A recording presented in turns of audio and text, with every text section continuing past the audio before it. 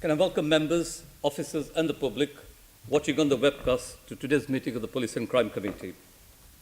In accordance with government regulations, we are holding this meeting as a hybrid meeting with some Assembly members participating remotely and some participating here from the Chamber. Our main item for business today is a question and answer session with the Mayor's Office of Police and Crime and the Metropolitan Police Service. Members of the public may like to follow us on Twitter at London Assembly and take part in the meeting discussion using hashtag #AssemblyPolice. Can I now ask our clerk, Lauren Harvey, to confirm the names of the Assembly members who are present at this meeting and any apologies for absence? Thank you, Chair. We've received apologies from Assembly Member Pigeon, Assembly Member Duval and Assembly Member Hall, for whom Assembly Member Prince is substituting. Present at today's meeting we have yourself, the Chair, Assembly Member Desai, the Deputy Chairman, Assembly Member O'Connell, Assembly Member Arbour, Assembly Member Arnold, Assembly Member Berry, Assembly Member Dismore, Assembly Member Prince, and we should be joined by Assembly Member Whittle. Thank you. Before we move on, a few weeks ago, the tragic death of Sergeant Matt Ratana occurred in Croydon. I send my deepest condolences to the officer's family, friends, and colleagues at this time. For an officer to die whilst in duty is heartbreaking, especially when they put their lives at risk every day for Londoners. No one should go to work and question whether they will make it home. Police officers work tirelessly to keep our city safe. Their bravery never goes unnoticed. I would like to bring in two of my colleagues to say a few words. If I can bring in Assembly Member Steve O'Connell, who's also the Assembly Member for Croydon. Assembly Member O'Connell. Thank you very much, Chair. And thank you for giving us all the opportunity to reflect on those tragic events of a couple of weeks ago. This is the first police committee meeting since that event, and I think it's right that the committee marks, for the record, its sadness, regret, and condolences to Matt Ratana's family, his friends, and his police colleagues. As you say, Chair, officers daily face dangers to protect Londoners. Matt went to work that day to do such a thing and didn't return. And it is right that we as a committee support those officers doing their duty and protect them as best we can as they protect us. This committee has an admirable record of supporting officers in their proper duties, and I know we will continue to do so. And also, while I'm speaking on behalf of Croydon, I presume to do so, I'd thank those Croydon officers and staff that came straight back to work after a great loss and a great stress. And I mentioned this last week at Mayor's Question Time, with hurt in their hearts at their loss, however, to come back on the streets of Croydon and to serve Croydonians. And I think we should all thank them for that. I'll be picking up more on this topic in the questions, but again, I thank you on behalf of the committee for the opportunity to mark our regret and condolences. Thank you, Chair. Thank you, Sir O'Connell. Sergeant Ratana, before he moved to Croydon, I understand worked in Hackney. So could I bring in the Assembly Member for Hackney, Assembly Member Arnold? Chair, thank you. Chair, thank you for calling on me to add. Can everybody hear me? Sorry. Yes. Can I be? Yes, I'm being heard. Let's start again. Chair, thank you for calling on me to add my deep felt personal regret and condolences, and those of my constituents in Hackney, to the family, friends and colleagues who are grieving for the loss of an amazing man, Sergeant Matthew Ratana. Chair, I got to know Sergeant Ratana during his service with the Hackney Borough Command Unit.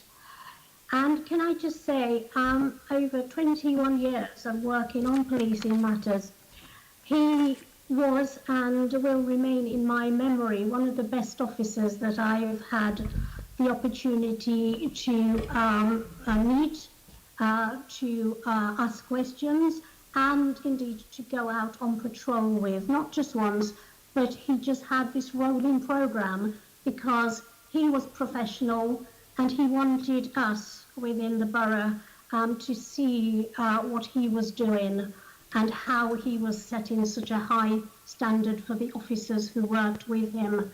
I said when I was asked immediately after his death that Nat brought some of the good spirit of New Zealand to Hackney, and I'm sure to Croydon. It was an honour and a privilege to have known him, and he left us too soon. I just recall that at the end of one of the walkabouts, when he was saying goodbye to me, he handed me this plastic bag and gave me one of his old hats and said, "There you are, you're an honorary sergeant." Indeed, I still have that hat, but more courteous, more professional, and it was his ability to bring a team together and set a standard, and that bar was high, and you know, he's a great role model, and as I say, he left us too soon. Thank you. Thank you for the tribute, Assemblymember Arnold. So moving on, agenda item 2, declarations of interest. Can I ask the committee to note the recommendations set out at item 2? Noted. Thank you. And can I ask Assembly members to declare any other disclosable pecuniary interests? None? Okay. Thank you. Agenda item 3, minutes. Can I ask the committee to confirm the minutes of the meeting held on the 10th of September 2020 to be signed by me as a correct record? Confirmed? Yes. Yes, thank you. Agenda item 4, summary list of actions. Can I ask the committee to note the completed and ongoing actions arising from previous meetings of the committee and additional correspondence as listed in the report? Noted. Thank you. Agenda item 5, action taken under delegated authority. Can I ask the committee to note the recent action taken by me as chair on the delegated authority following consultation with party group lead members and Caroline Pigeon, MBAM, namely to agree the committee's annual report for 2019/20. Noted. Thank you again. Now, before we move on to a number of questions around specific topics, I have one particular question to ask. Well, I should actually welcome our guests as well. Our guests today are Sophie Linden, Deputy Mayor for Police and Crime, and Nick F. Grove, Assistant Commissioner, Metropolitan Police Service. So we normally, this is our monthly question and answer session, and we have a number of questions on some specific topics. But there's one specific question which I would like to put to you, Assistant Commissioner. I believe your office has been made aware of the nature of the question, and the question is this. At the last Police and Crime Committee meeting, we asked Sir Stephen House about rape and sexual offences. There's a disparity around crimes reported and convictions, something that we as a committee are very concerned about. The Times newspaper published a story earlier this month stating that a total of 1,343 pieces of evidence have been lost or misplaced by the Met from the start of 2013 to May 15th this year. This is hugely concerning, especially because we know that over the last few years, multiple rape cases have collapsed after evidence was lost by police officers. So, Assistant Commissioner, can you explain to us what happened and what have been the consequences of this missing evidence? Has an internal review begun to ensure that this does not happen again? Victims need to know that they can have faith in the police to put their cases forward and ensure that all the evidence gathered is used to bring perpetrators to justice. Thank you, Chair. Before I deal with the questions you've asked, can I just thank both Jeanette Arnold and Steve O'Connell for their words regarding Matt Ratana. It's hugely appreciated by me personally, and I know I'll feed back to my colleagues how much he will be missed by you in the London Assembly. So thank you very much. He is much appreciated. Chair, so I've read the article that appeared in the Times, I think it was the Times, that talked about the loss, in their terms, that's how they described something like 1,300 pieces of evidence. Just to deal with the cases collapsing, I've been unable to establish this issue about multiple rape cases collapsing because of loss of evidence. I'm only aware of one case that didn't go forward from 2008, I think it was, due to an evidence issue. So I'll need to further follow that up, but I was unable to establish that that is actually factually correct, as reported in the paper. I know you were referring to what the paper had said.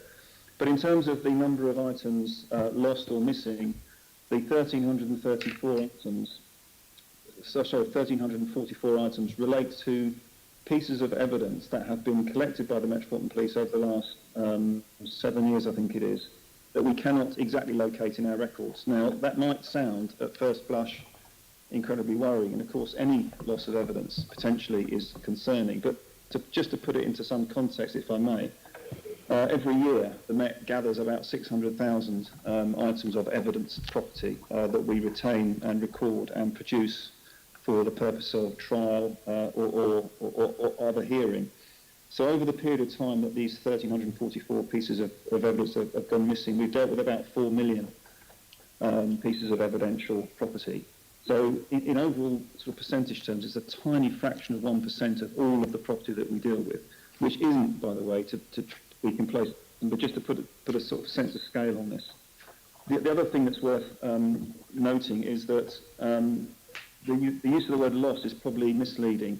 What we're unable to say is where these 1,344 items are, and that is compounded by the historical issue we've got in the Met, which is we've had until fairly recently a whole range of standalone systems for recording where property was, depending on location and BC and borough. Something like 61 standalone databases historically were used to record where evidence was. And there are a number of reasons why something may not be traceable through that system. Firstly, it may have been booked out to a police officer who failed to update the fact he booked it out or she booked it out. Similarly, it could have been booked out to a court proceeding and not referenced. It could have been booked out for further investigation or to show to a witness or whatever it might be. It may have been returned but the database not updated. It may have been correctly destroyed in line with guidance but not the database not updated. It may have been incorrectly destroyed and not updated, or indeed it might have been lost. So any one of those things would have resulted in it being shown as missing, which isn't a good place to be, I accept, but I would argue that the percentage is incredibly small, and there isn't any evidence that I've been unable to unearth that sort of suggests that multiple cases have failed as a result of lost evidence. However, that system was clearly unacceptable for the sort of police service, and we have recently completely replaced the property management system with an electronic version. So the 61 standalone databases have all now been decommissioned, and we have one single electronic property management system, which is up and operational now across all of frontline policing and is nearly concluded. It's being rolled out through specialist crime as well. So we ought to be and will be in a far better place going forward to understand exactly where all of our property is and not have to rely on independently interrogating separate systems on a sort of a location basis to understand where items are. So I think, this is regrettable. It's not something we're proud of, but on the other hand, we've taken action to resolve it, and we have a far better system in place now to allow us to log and track where our evidence has gone. Thank Happy you to for take questions on what I've said so far. Yeah, thank you for the fairly detailed answer, Assistant Commissioner. The reason I asked this question was to put our concerns on public record. We may sort of write to you. What concerns me is, and I know you try to explain the situation as best as you can, that it's certainly a tiny fraction, accept that, a very tiny fraction, but it's the nature of the evidence that may have gone missing. But do any of my colleagues want to come in at all? If not, I intend to move on because we are pressed for time. We have at least a set of 6 questions around 7 topics in fact. So I shall move on, having noted what you said, Assistant Commissioner. So our first set of questions is around custody and police protection, and I will ask Assembly Member O'Connell to come in and lead on this section. Thank you very much, Chair. This committee has taken a long interest in safety and healthcare in custody for some considerable time. But the recent incidents in Croydon have brought more of a focus on a certain aspect to that. So turning to that awful incident, clearly we're aware that there are investigations going forward and we must await those conclusions. However, the Mayor has told us that the Met and the police, probably nationally, are straight away reviewing the safety of their officers and circumstances in custody suites. Assistant Commissioner, can you give us some idea about what that review will be looking at and what are the timescales, please? Thank you very much. Well, you're quite right that this has clearly prompted a review of how prisoners are received and dealt with in custody to try and make it as safe as possible for custody staff and indeed those that are detained. So that's the foremost of our mind. And you're quite right also to say that we still have the twin track investigations ongoing. So we still have the homicide investigation progressing alongside the IOPC investigation because obviously it was referred due to a death in police contact. So both of those investigations remain live. So it's hard for me to update members in terms of sort of the detail of those investigations. Suffice it to say, it does appear from what I know at the moment that this set of circumstances that led to Matt's murder were quite exceptional. But we need to get right to the end of those investigations to fully understand the complete context of the detention and the search process. So you're quite right. There is a review happening at the moment. The National Police Chiefs Council had already commissioned an officer safety review following the number of the increase in the number of assaults on police, just generally, and that is kind of dovetailed in with the work that is now going to be commissioned to look at the review of safety, specifically with respect to custody practice. And a number of measures are being considered. So the use of public protection equipment in a broader sense, sort of inside as well as outside, is an issue that's being thought about. How we can make best use of portable metal detectors and that kind of thing to sort of be more thorough in our searching regime outside of custody environments.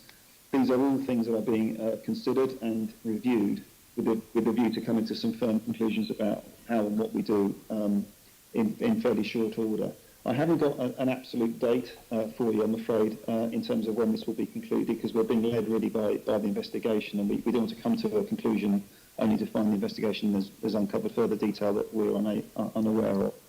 But it goes without saying, I suppose, that we're as keen as anybody to make sure we get to some firm recommendations as soon as we possibly can, because we want to minimise the risk of anything like this ever happening again.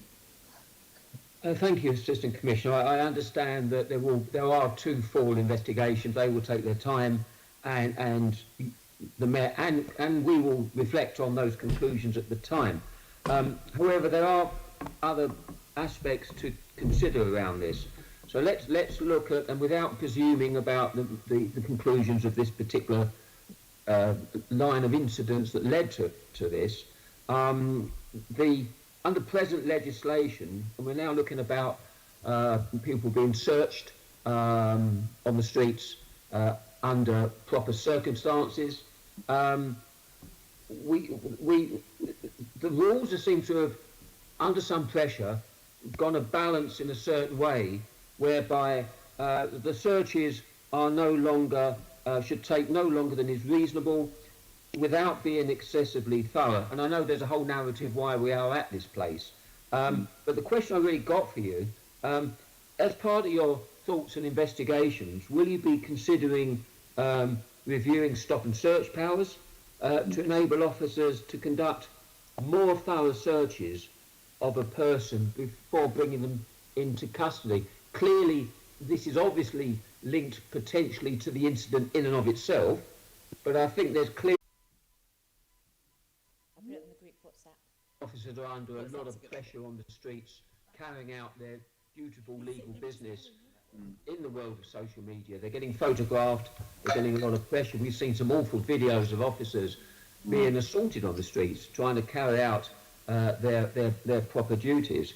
And a concern that I have is that our officers, particularly the newer ones, we've got some great new boys and girls on the streets now, do they feel confident enough to robustly carry out their duties, or are they potentially, and I have had anecdotal conversations around this, are they almost afraid to robustly and legally carry out their duties in the current atmosphere that we have at the moment? Can you talk to me about that, please?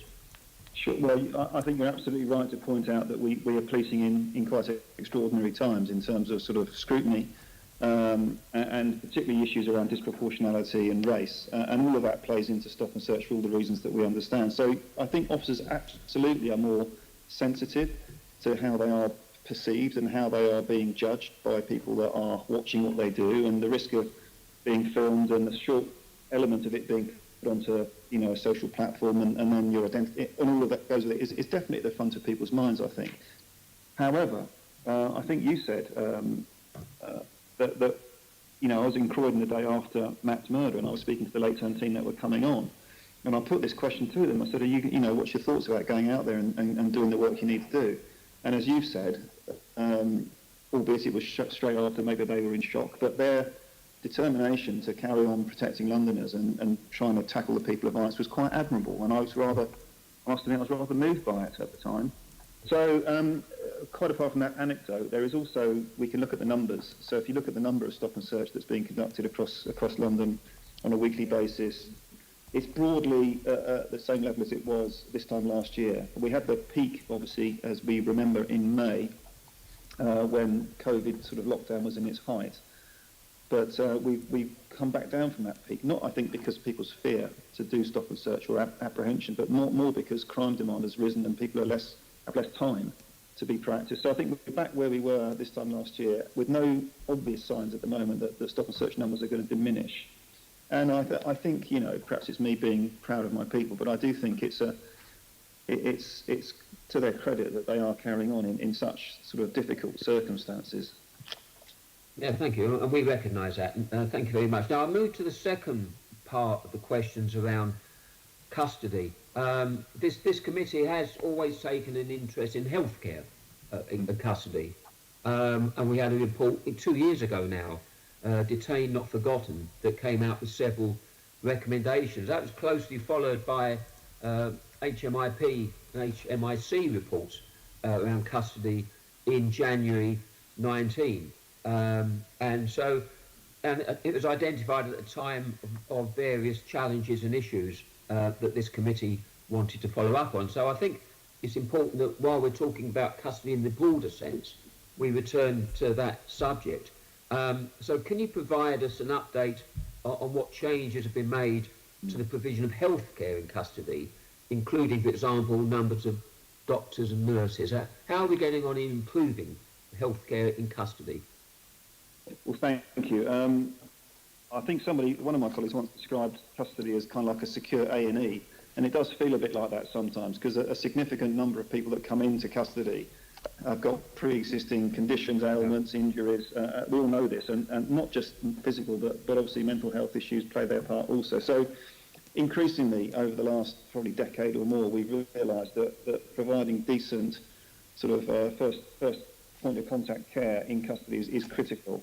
And the method by which we'd administered sort of medical care in custody traditionally is through the forensic medical examiner route, i.e. doctors on call, that if you had concerns about a patient, a prisoner, you would call them out, and they would come out as and when they could and give an assessment of their physical or mental state.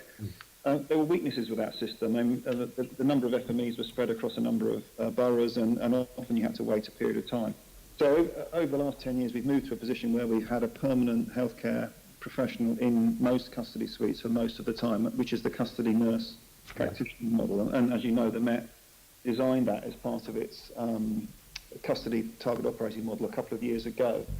And we're moving further down that path. So the path that we are pursuing now is to increase the number of nurses we have in our custody suites, and to make sure that they are enhanced practitioners, which means they can deliver many of the services, the standard services that the FMEs hitherto have done, such as administration of medicine and dealing with taser, post-taser incidents and that kind of thing. So we are looking to go to a full nurse model by April 2021, by which time we are probably going to be commissioning out of the contract with the FMEs, because the nursing will replace the doctors.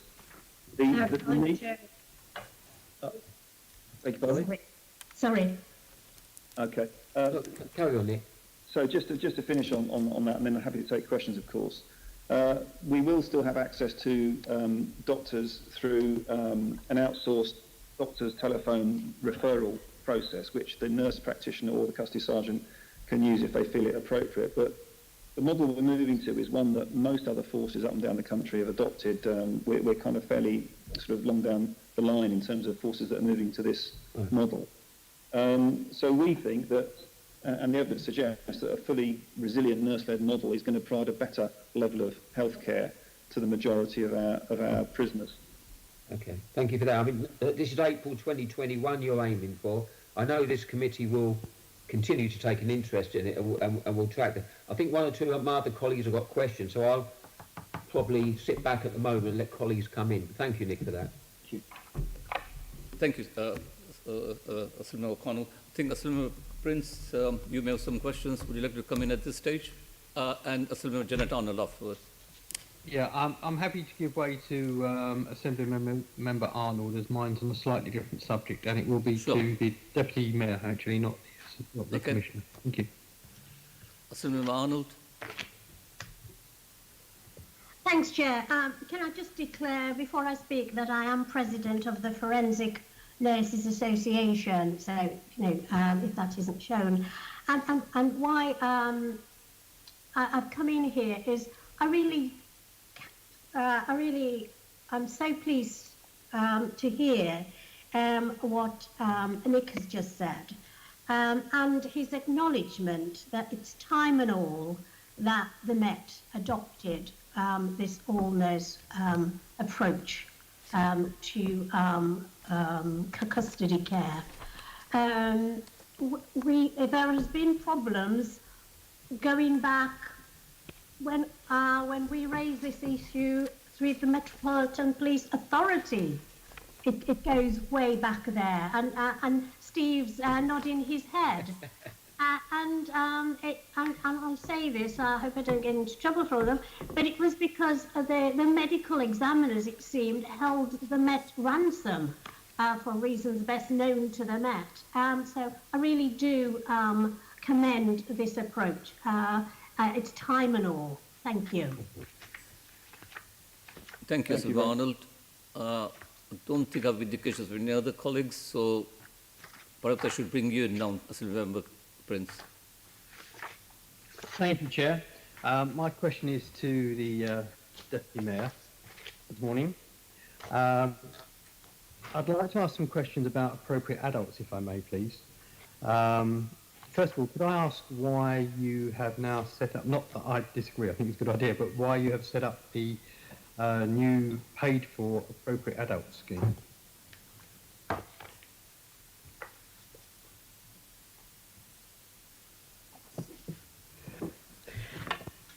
That old trick of coming off mute. Thanks, Keith. Thanks. Nice to see you. In terms of appropriate adults, I mean, there's been a long-running issue about the availability of appropriate adults in custody, because there is a slight problem with it. It's not MOPAC's responsibility to provide the appropriate adults. If not, it doesn't really fall, and it falls to local authorities to provide appropriate adults for children, but not for vulnerable adults. So there is a real problem in relation to that, and there has been a problem in relation to the number of appropriate adults that the Met can call on, and it does matter. It matters in terms of protecting the vulnerable, and also matters in terms of trying to ensure that people, especially the vulnerable, the most vulnerable, don't spend too long in custody. So along with our borough partners and the NHS, we put together a scheme in relation to trying to solve this problem. And that's why one of the things that's happened is around paying some of the appropriate adults. There's still a bit of a way to go. I think we've now got 13 boroughs up and running with that appropriate adult scheme. We're waiting for others to come on board as their contracts run out.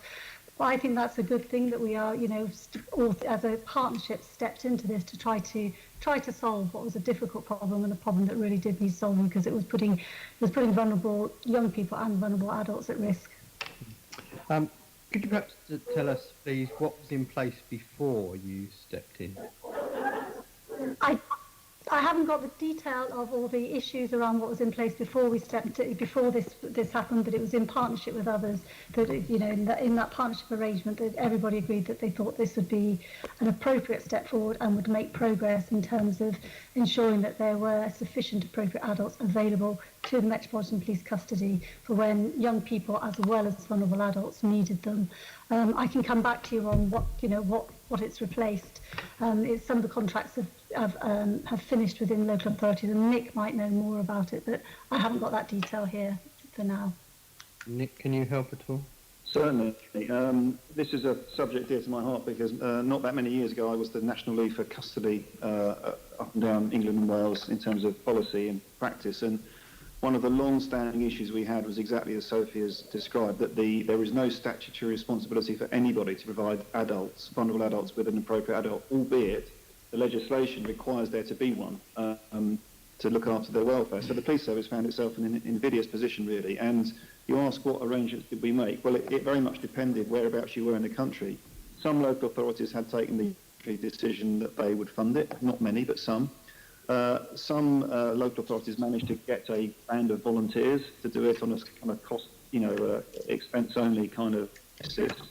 Other places that didn't have the benefit of either of those sort of arrangements would rely on sort of ad hoc friends and family, people that they were trusted members of the community call if they needed to, or even, and this is going back a while, would resort, if it really, the worst came to the worst, to go out onto the street and see if they could find a responsible-looking individual and see if they'd be willing to come in and act in that role. Very rare did that happen, but I've known it happen in my time. So it was an incredibly disparate position and entirely unsatisfactory. So I'm delighted with the progress that's been made in terms of setting up the more sort of properly established panels of appropriate adults and hopefully we'll get that spread across London before too much longer. It's an issue that's a national one, as you know, and I used to talk regularly with the chief exec of the National Appropriate Adults Network, Chris Barth, who has lobbied government on this on several occasions, looking for funding from the Home Office, but I think so far he hasn't succeeded in getting any. I totally agree that it needed to be regularised because it was very ad hoc in the past. What I don't understand, though, is that some of the boroughs who used and still do use volunteers, that I've been approached by them, and those volunteers have asked for what you said, which was expenses only, which probably amounts to about £20 a visit, which is about a tenth of what you're now paying. But that was refused. Can you shed some light on that at all, either of you? I'm not aware of that being a request, and that has refused. I'll have to look into that for you, Keith. If you want to send me the details, I'm really happy to look into that. Definitely. Yeah. Okay. Well, that's good for me. Thank you very much. Thank you, Chair. Thank you. So let's move on. Our next set of questions is on around hate crime, and of course, last week was National Hate Crime Awareness Week.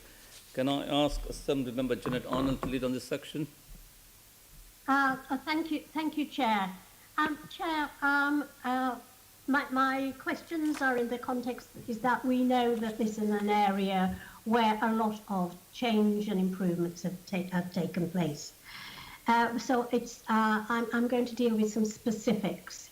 So if both the Assistant Commissioner and the Deputy Mayor can be specific in their answers to my questions. So I want to start off by saying the Mayor has said that he and the Met will take a zero tolerance approach to hate crime. Now, my question is this approach failing many Londoners, in particular groups, given the rise in the number of victims of racist and religious crimes? I've got figures here talking about 16.9% increase since last year, sexual orientation an increase of 14.9%, and disability hate crime offences 13.4%. So if we can just look at these three areas, and if you can give an account as to how you're going to, what specific actions you're going to take to address these specific rises. Thank you. I'll go with the Deputy first. Thanks, Jeanette. In relation to tackling hate crime, I mean, it's across the piece, and not just for the three specific areas that you talked about, Jeanette, and the way in which we and the Mayor and the Met are tackling hate crime, but also in relation to how we're investing in services for victims and communities. The Mayor has invested £6 million over the course of this administration into victim services, which is the most ever any administration has invested. And that doesn't just include really important though it is services for individual victims, but also includes some projects and some support, for example, for Hate Crime Awareness Week and for communities and the way that they tackle hate crime. Now, in relation to the rises in hate crime since which have happened during COVID, it is really worrying, and it's really, really, very disturbing and distressing, the rises that we've seen over COVID. I mean, I think we are, whilst it has peaked and is coming down a bit, as my understanding of the figures, we are still above the post-referendum levels, when at that point we were incredibly worried and incredibly distressed by the amount of hate crime that was happening. So in terms of, tackling hate crime, there's been very good and substantial investment into services through Catch, through Gallup, for different communities of interest that need that support. And there's also been looking at what can we do to actually tackle some of the causes of hate crime in relation to bringing communities together, in relation to tackling some of those narratives that are really, and some of the aspects that are creating that hatred and creating the tensions in our communities. Nick? Thank you. I know you want specific questions, answers, and I will be very specific, but it might help if I just outline a bit of context. So you're quite right to say we've had, well, I call it a 17% rise effectively in hate crime across London in the last 12 months to September. That compares to a 25% rise nationally. So it's rising everywhere, up and down England and Wales. And you might wonder why that is. Well, we've done a bit of work to try and understand what's driving that increase. And it seems that the vast majority of particularly the race crimes that we are seeing now, relate to what might be described as localised neighbourhood disputes or strangers abusing people in the street. And most of those remain at the aggravated stage rather than motivated stage. So there'll be an argument about something, and one of the most common triggers actually currently is the use or not of face masks. So someone will challenge someone about the use or not of a face mask, and then in the course of that interaction will then use racist language. So we call that an aggravating offence as opposed to a motivating offence. Either way, it's a hate crime, so maybe that's semantics. But we think that the spike in race crime is not related to any particular BCU or community. It seems to be fairly universal. And I think it may be, and again, this is perhaps a bit anecdotal, is something around the playing out of frustrations, people feeling more vulnerable, people with mental health challenges being not able to access services, so they're less medicated, more liable to be their behaviours can be uncontrolled. All of these factors, I think, have manifested themselves in a rise in hate crime. And put alongside that people's tolerance of hate crime is so much lower now. People are very, very focused on this. They're very aware. They're very kind of alive to hate crime. So I think there's been an increased reporting as well, which has combined to create this increase. So moving to the specific question, what are we doing about it? There's a number of things we've done sort of operationally to try and drive up our performance against hate crime. The first is that, again, this is going to be a bit boring maybe, but we've got a new assessment tool that we use, which provides a standardised, consistent approach for all officers across London in categorising and risk assessing race crime and hate crime generally. We've got a central hate crime team now that supports BCUs to focus on how they can improve their sanction detection rate, because we know we're vulnerable in that area, and we've got a clear aspiration to get to 15%. We're currently about 12.5%, which is a slight increase on last time, but not much. We're working with the CPS to see if we can crack this nut of getting more referrals through to CPS for charge. It seems to be a particular sticking point is getting to the charging standard with the CPS in some of these cases. So we're trying to work through what the blockers there might be. In the last week, the week of action, we used that opportunity to try and bear down on those outstanding suspects for hate crime that are out there, still need to be arrested. So we used our VCTF alongside their standard duties to try and arrest our high harm hate offenders that are still outstanding. And the local BCUs are going to carry on with that enforcement activity in phases as we go into this next half of the year. And then the final thing to say, perhaps more strategically, I know Sophie knows this, but we're revamping our approach to public protection more generally across the Metropolitan Police Service, and hate crime is a key element of that. So hate crime is a strand within the public protection improvement plan, which I'm about to launch in the Met. And it sets some very clear aspirations around where we want our detection rate to get to. But also, I rather like this one. There's a particular outcome you can record in crime finalisation, which is called outcome 16, which is where the victim, somebody's been identified, but the victim is unwilling to support a prosecution. So one of our aspirations is to reduce the number of outcome 16. So basically, we want to do what we can to better support victims to see the allegation all the way through. And an increased use of community resolution where it's appropriate. So in those kind of very localised neighbourhood disputes where there's been an argument about something and race or religion or sexuality has become an aggravating factor, try and resolve those if we can and if it's appropriate through the use of out-of-court disposals and resolution that falls short of a formal criminal justice outcome in those cases, but only where it's appropriate, of course. I'll pause at that point. Yes, I mean, that's so much, and thank you for that, Nick. And when you talked about revamping this sort of strategic approach, when will that be, and when can we, as this committee, have a sight of that work?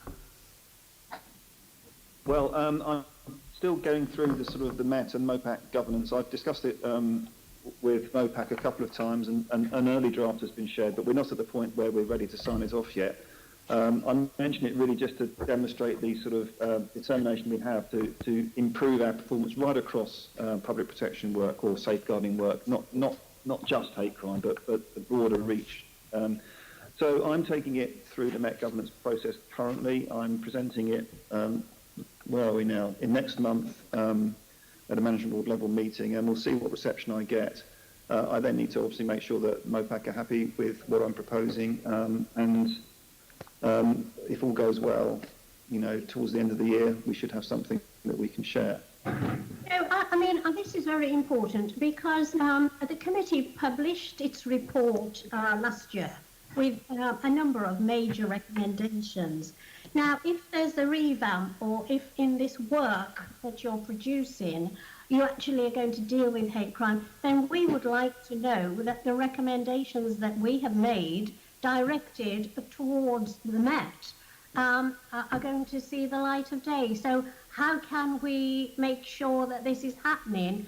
I would prefer it before rather than after, at a meeting like this where myself or others is saying, well, why haven't you done? I mean, we said in our report that the Met should ensure that frontline officers' training on hate crime specifically covers the challenges of hate crime specific to their BCU. Now, they will need data, they will need a sort of support structure to do that. So will that be part of this revamping? Because if not, where will our recommendations be? The approach we're taking with recommendations generally is to try and brigade them and understand, because we have hundreds of recommendations that relate to what's been called safeguarding historically in public protection, from HMIC, from other agencies as well. And rather than try and create an enormous spreadsheet with every single recommendation, every single response, we're trying to understand the thematical issues that are coming through the recommendations and reference the specific recommendations in the action plan. So there will be a place where you can see how the recommendation A is being addressed by the plan. Now, I'm not able to tell you here and now that every single recommendation you've referred to is included in the plan. I'll need to go away and find out about that. But I'm absolutely confident that all of the HMIC FRS recommendations we've had over a number of years are dealt with in the plan. So let me find out. Well, yes, and through the chair, I'd like us to be focused on this away from this meeting, because this is really important. Because, see, I'm not clear whether or not now we're going to hear two voices, aren't we?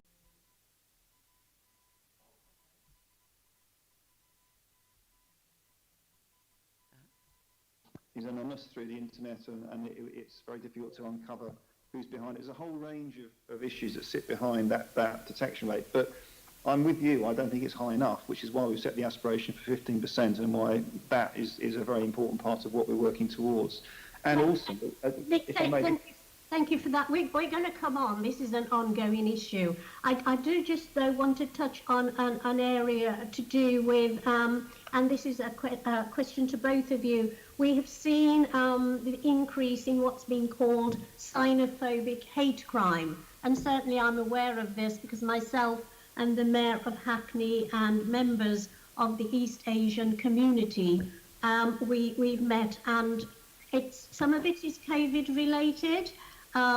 Given the false information that was related to where the COVID virus came from. But we have seen significant spikes in on attack in this community. Is this on your radar? And if so, what's been done, particularly for the London East Asian community? Sophie, are you aware of this? And has MOPAC got an action plan?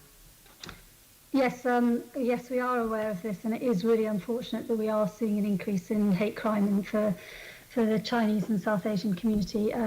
We've been monitoring it, as you'd expect us to do, with the way that we look at the data, but we've also been reaching out to members of the community, as have the Met. I know they have, because both MOPAC and the MPS have been part of calls and discussions with the community around what is happening, what can be done, and what messages we need to get out.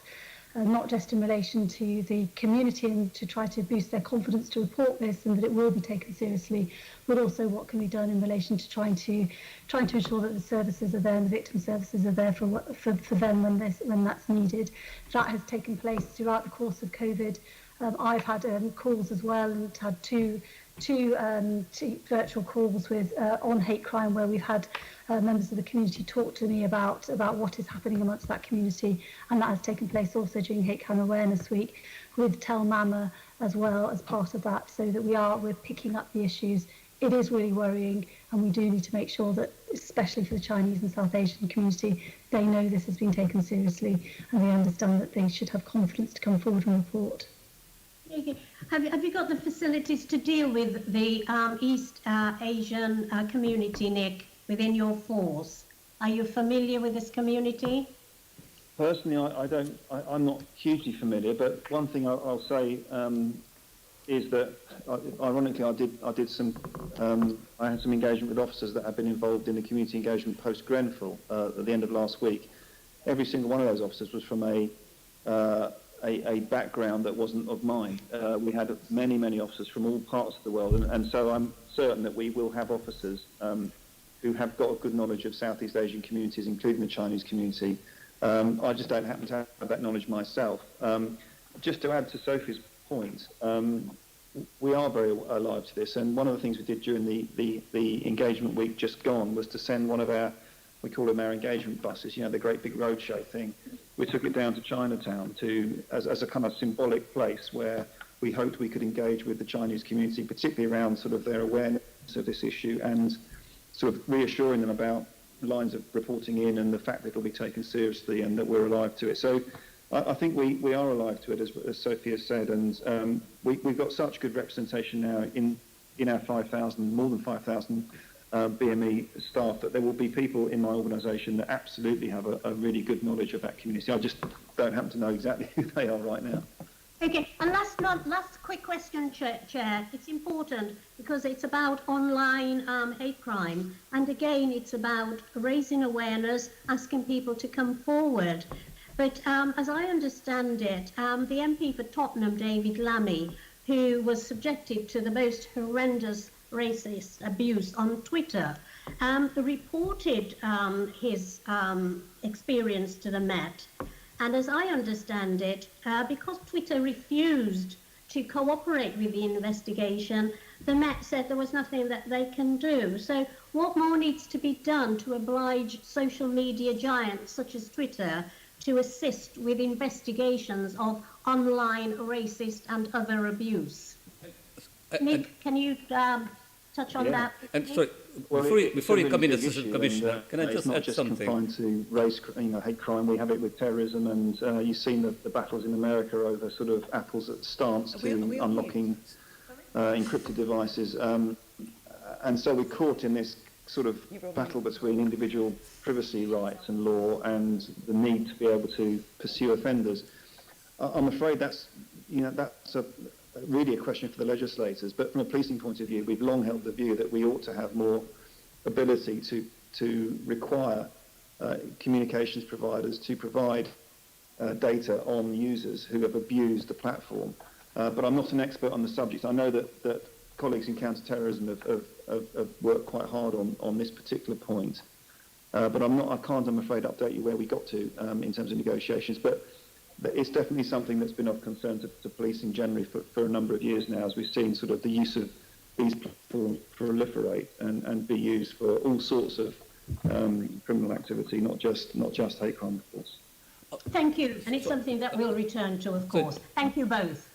Just to come in there, Mr. Commissioner, I was trying to get in before you started answering the question, but I was muted. But a report came out on Monday from the Transparency Tech Project, which is American not-for-profit organization which strives to improve the accountability of large corporations. And it highlighted Facebook, and quote, "Facebook is routinely behind the curve in cracking down on domestic extremists on its platform." Now, Facebook, to be fair, in the past has announced its good intentions to combat undesirable posts. But it's very clear, as my colleague Arnold pointed out, this area really that I would urge, and I don't think you need us urging you to look at into much more greater detail the experience of David Lemmy that I saw on Twitter myself.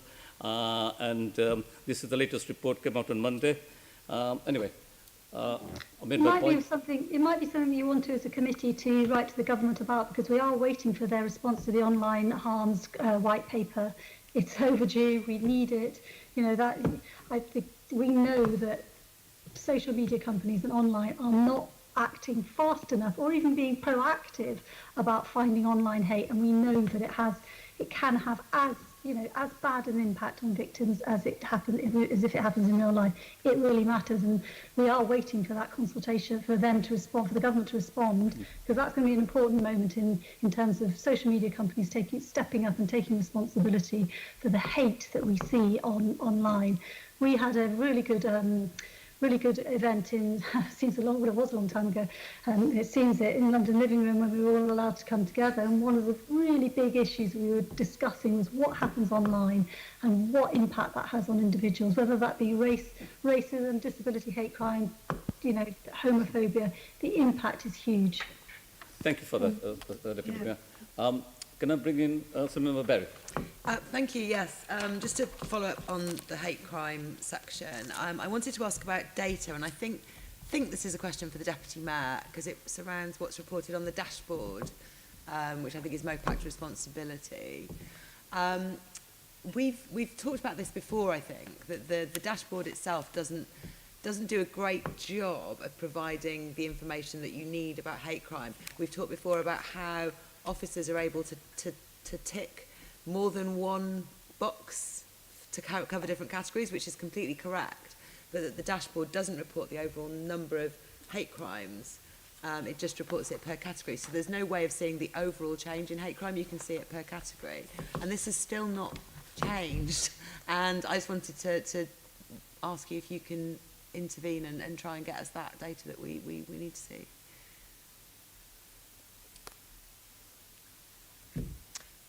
You're on mute, Deputy Mayor. Sorry.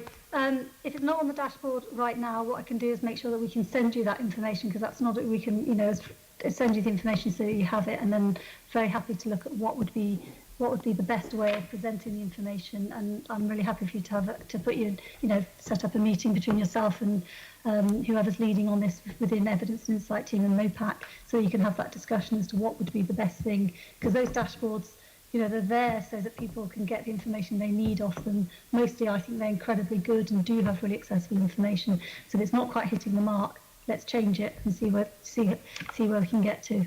That would be absolutely great. Thank you very much for that. The second question, I'm not sure whether that goes to you or Assistant Commissioner Fgrave.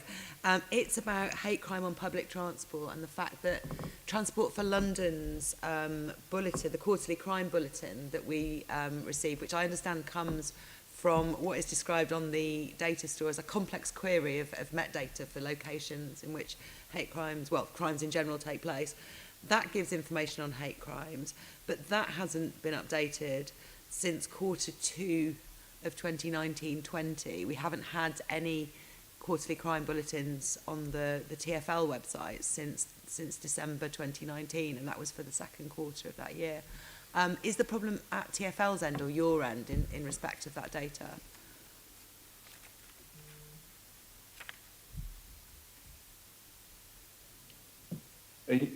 Is it a question for me? I'm sorry. I'm not certain whether that's Mopac supplying TfL or the Met directly. Can I take that away, Charles? Because if it's a TfL website, it's not been updated. I mean, obviously it's a GLA issue, GLA website. I can take that away and come back to you and the committee into terms of what's happening in relation to that.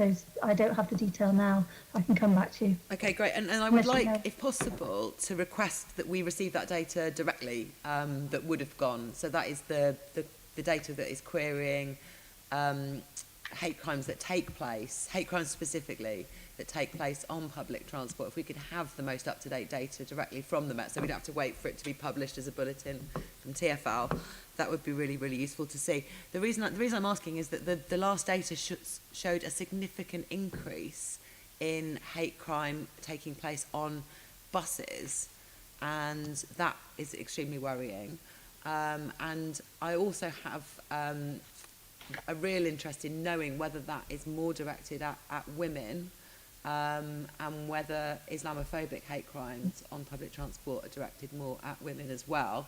And at the moment, I cannot see any data in relation to that. So if we could be supplied with data that breaks down by gender, by type of hate crime, and type of public transport, that would be, as you normally supply to TfL, that would be great. I'm not trying to dodge this, but I'm really not trying to dodge. Do you want to send us an email about what you actually need in terms of the data that you're and so that we can make sure that what we can supply hits, answers the questions you're answering here, because you've clearly got quite rightly set things that you want. So let's make sure that when we reply, we can reply with the information you're really looking for. That would be marvellous. And then if the regular updates that are usually provided publicly can go up as well, that would be great. Okay, is there anything that Nick could maybe tell us about hate crime on public transport and whether he has any information or just to tell us today about what's going on there and whether it's being tackled, if there is an increase still going on? Yeah, I don't have the figures that are broken down by sort of transport, I'm afraid. I'm not sure how easy it would be for me to get them because, of course, you've got TfL data, the bus stuff, and then overland trains will be BTP recorded data, as would the tube. So it'd be an amalgam of different stats that would have to be brought together to give the overall transport picture. But in terms of buses, all I can say is that our sort of bus network is patrolled by our TfL-funded officers and DWOs, PCSOs, I should say, who are absolutely focused on dealing with antisocial behaviour on buses. But I haven't got the figures, I'm afraid, to hand that I can give you that tells you whether it's gone up or down at the moment. Okay, thank you very much. Chair, I was hoping to discuss some of the outcomes of data, as you can sort of probably tell today.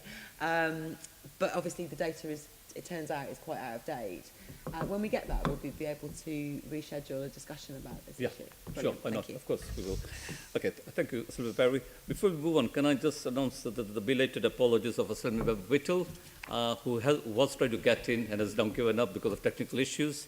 I don't know what they are, but can we please note his apologies? So the next section is around COVID-19 enforcement, to be led by Assembly Member Arbour. Thank you very much, Chairman. These are questions primarily for the Assistant Commissioner. First of all, Nick, can you tell us, has there been an increase in reporting since the imposition of even stricter restrictions? Thank you. So we all know that London moved to level 2 in the last couple of days. Early indications are that compliance across the capital was good. We have dedicated patrols on every borough and BC that go out and do high visibility patrolling to engage and explain and, where necessary, to enforce the legislation. And broadly speaking, we had very good compliance across London, including Saturday night. There was a couple of arrests, I believe, were made. I need to get the details, but I think a couple of arrests were made in the West End following a lack of compliance. But other than that, so far we've seen good compliance levels across London. The trick will be to try and maintain that through good engagement and good high visible patrols, combined with the joint approach we're taking with local authorities. So we're teaming up wherever possible with enforcement officers from local authorities to give a sort of a genuine joined up approach, particularly to licensed premises and open space patrols. So at the moment we haven't seen a significant uptick, but we're keeping it under very close review, of course. Okay. You've told us about proactive police activity and proactive local authority activity in this. What about people, members of the public, reporting breaches? Has there been a spike in that? It's too early to say, I think. We certainly saw that phenomenon the first time that we went through this sort of restriction regime back in March, April. We saw the number of calls to our 101 service to report antisocial behaviour, which is how this is flagged, went up quite significantly, the majority of which was driven by people complaining about neighbours' behaviour or people that they could see from the house. So we monitor our demand daily, and we'll soon see whether we are seeing an increase in reporting of antisocial behaviour associated with alleged breach of conditions. So it's definitely one that we're watching, and to see whether we get a repeat of what happened earlier in the year. On third-party reporting, as that appears to be, how do you deal with it? Do you have a kind of triage system, given that, as you've indicated, many of these are neighbours reporting on their own neighbours and therefore might be malicious? Isn't it likely that that's going to lead to a waste of police time? And is that dealing with that function, ought that not to be transferred, if you like, to the local authority rather than police themselves? Well, it's a great question. I think it has to be the police service that deal with the alleged breach of the legislation, because that's our job, I guess. And this isn't breaching of licensing or sort of health and safety. This is breaching of criminal law. So I think it's appropriate for the police to take the lead. But we do very much adopt, this well-trodden path of the 4 E's: engage, explain, encourage, and then enforce. And that's exactly the approach we take. But in terms of your sort of specific question about waste of resources, we endeavour to send our COVID-related officers that are now thankfully being paid for. We've got some funding from the government to pay for extra activity. We try and send them to all instances where there's been a report to show a bit of reassurance, to obviously investigate if there has been a significant breach, then we'll need to deal with it, and to sort of continue with the 4 E's approach. So I don't think it's wasted effort in that respect. And clearly, if we do ever get to a position where we have more demand than we can deal with, we will triage in terms of looking at the seriousness of the allegation, the numbers of people involved, or the location, or whether it involves a licensed premises or any other aggravating factor. But these are very much operational decisions that are sort of on the day, given where we are on that particular BCU with resourcing and demand. How do you see COVID marshals? Are COVID marshals simply local government staff, or do you see them as kind of, ancillary PCSOs? I don't see them as ancillary PCSOs for sure. I'm yet to get my head around exactly the definition of the marshal and how they're going to interact with our officers and sort of help us in our work to gently encourage people to comply. So I'll have to sort of effectively pause on that question, because I don't understand the role well enough myself at this stage to give you a full sort of a full articulation of exactly how they're going to integrate with our officers. Well, thank you for that. I'm sure the general public feels that way too about the COVID marshals. It seems to be a relative of Dad's army or something of that kind. You've already mentioned the additional funds which the government has provided us with. I think it's approximately 7 million. How's that being allocated? So the way we intend to use that is to use it to fund extra patrols over and above our standard policing activity across every BCU. So we are looking to staff, or are staffing now, COVID cars on every BCU across the shift system. as well as a more mobile reserve that can respond to bigger breaches or unlicensed music events or parties where there's clear and very significant threat to public health by the numbers and the proximity. So it's funding both of those activities, and we're very careful to make sure that we record the activity that we're undertaking under that funding, so that we make sure we get full recompense. Mm-hmm. Okay, thank you for that. Suppose there was to be a very substantial increase in, if you like, public resistance to the COVID regulations. We've already seen some of it happening outside London. I understand that the Prime Minister has suggested that, if necessary, one might call, i.e. the government might call in the military to help police. Were this to happen, would it be under the regulations and the protocols of Operation Tempora? Well, I think the first thing to say about that is we've been very clear, both in and at a national level through Martin Hewitt, who chairs the NPCC, that we absolutely do not believe that bringing the army or other military personnel into the civilian space to enforce the law is an appropriate way to deal with this, and we've made that absolutely clear.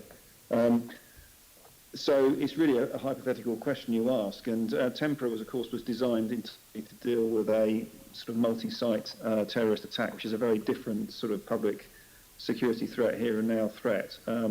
So probably not comparable to what we're facing with the public health issues. Okay, well, I'm very relieved to hear that. And finally, if I may, the press are very fond of reporting incidents relating to COVID where the suggestion is that the police somehow or another are overbearing, not necessarily in London, of course, where they are issuing substantial spot fines and things of this kind. What kind of instruction is given to police officers on boroughs? Are they told expressly, you must take a light touch, you must give warnings? What's the kind of rule of thumb which is being given to borough commanders on this? We've got some clear guidelines which really haven't changed really significantly since we came up with the 4 E's approach, which I know you're familiar with.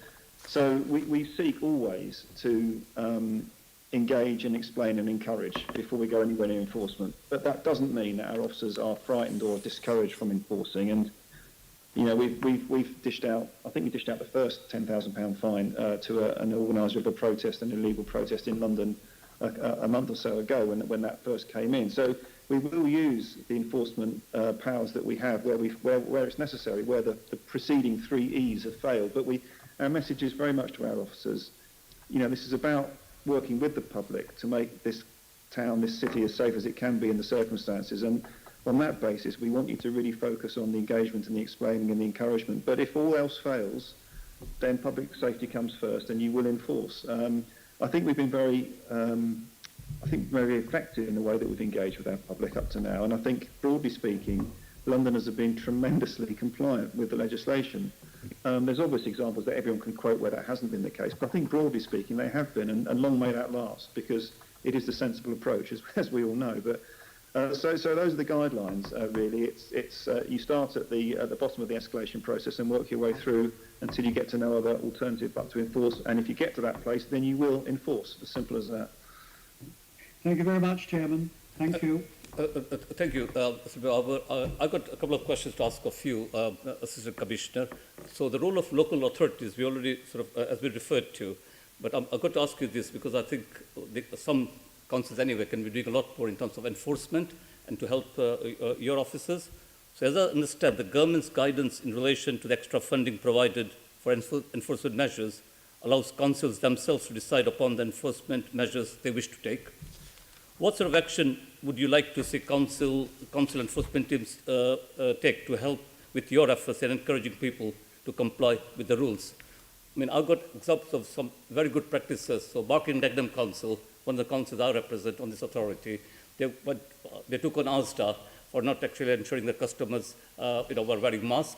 I think the case got national publicity involved into that council. And Tower Hamlets Council, another of my local councils, has done some fantastic work with the local police. in terms of solving problems around Arnold Circus and Shoreditch, and I know Redbridge and Waltham Forest Council got some good stuff going on as well. But what do you think can councils be doing a lot more and consistently across London? Well, it's a good question. I think we would seek to make the most of the expertise that local authorities have in their enforcement officers, so particularly in light of licensing, for example. So it's really helpful to have joint patrols, our officers with a licensing officer, so that we can deal with licensed premises in a really effective way. Environmental health is another example where we can work with individuals who understand the legislation and are good at enforcing it. And open spaces as well. So the opening hours and so on of parks and open spaces is something for local authorities, I guess. And a sensible approach to that is going to be helpful. Won't be better elsewhere. Certainly won't be better at the Crystal. How do you know that? How do you know that?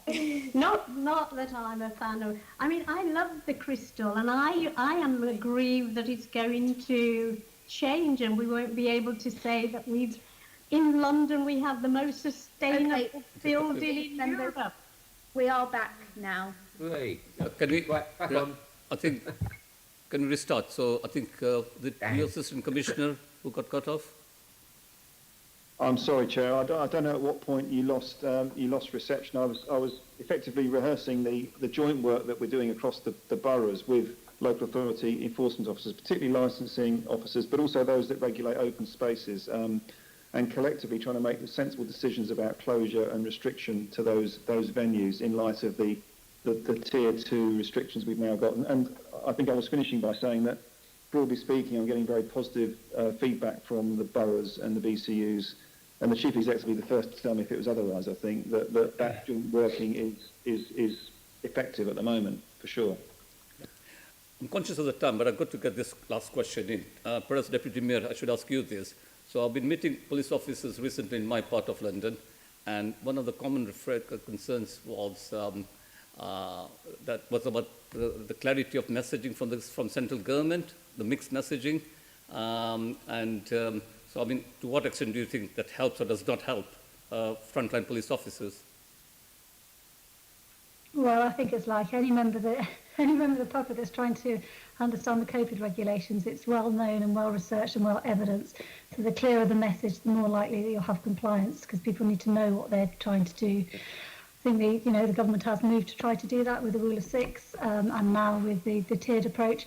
It's clear that you've got to keep putting the message across. It's got to be really, a clarity of message is incredibly important. It's really important for, members of the public in terms of complying by the rules, and I know, because I've spoken to many frontline officers, it's really important for them as well in relation to being able to, educate people about the rules and then make sure that they don't have to go to enforcement because people understand what they've meant to be doing and so can comply.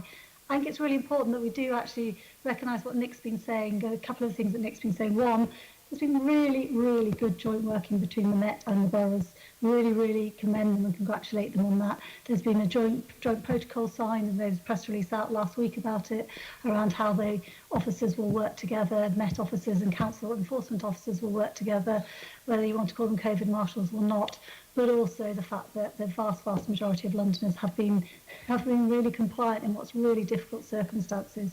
They really are doing their best and trying, making the sacrifices that we need to make in order to try to get this virus under control. Thank you for that answer, Deputy Mayor. So moving on, next set of questions around county lines to be led by Assembly Member Janet Arnold. Okay, Chair. Can I? Yeah.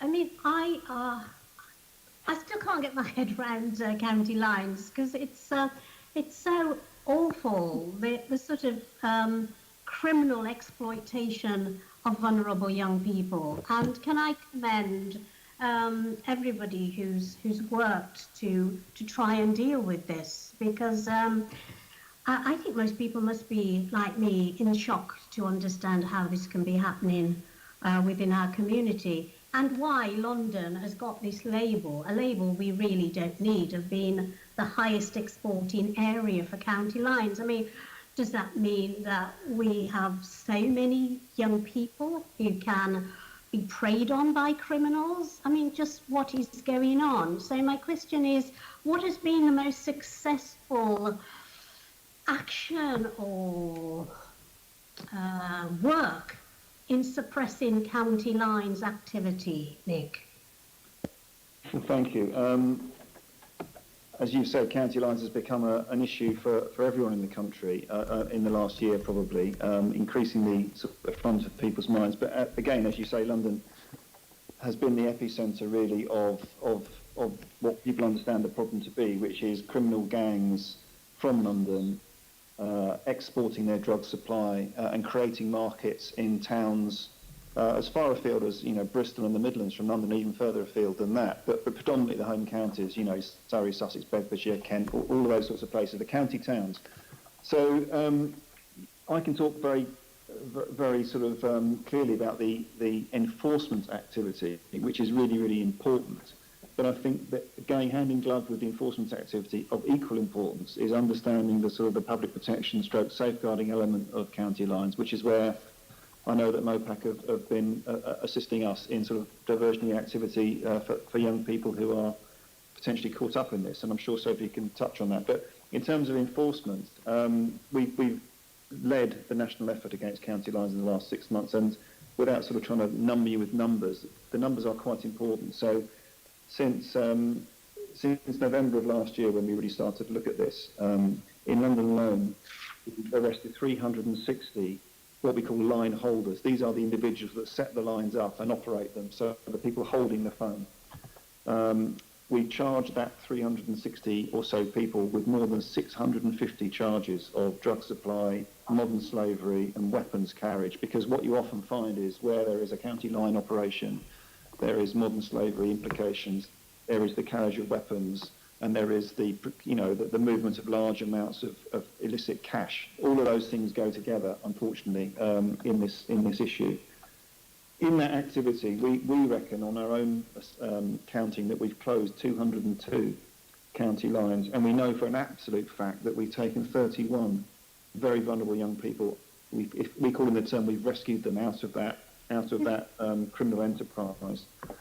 But the overwhelming response so far has been that of enforcement. So we've locked up an awful lot of people, which is necessary. But when you think about those people, the majority of them are young. They're from minority communities. It's a tragedy for those communities that this is what some of their young people are getting themselves involved in, which is why we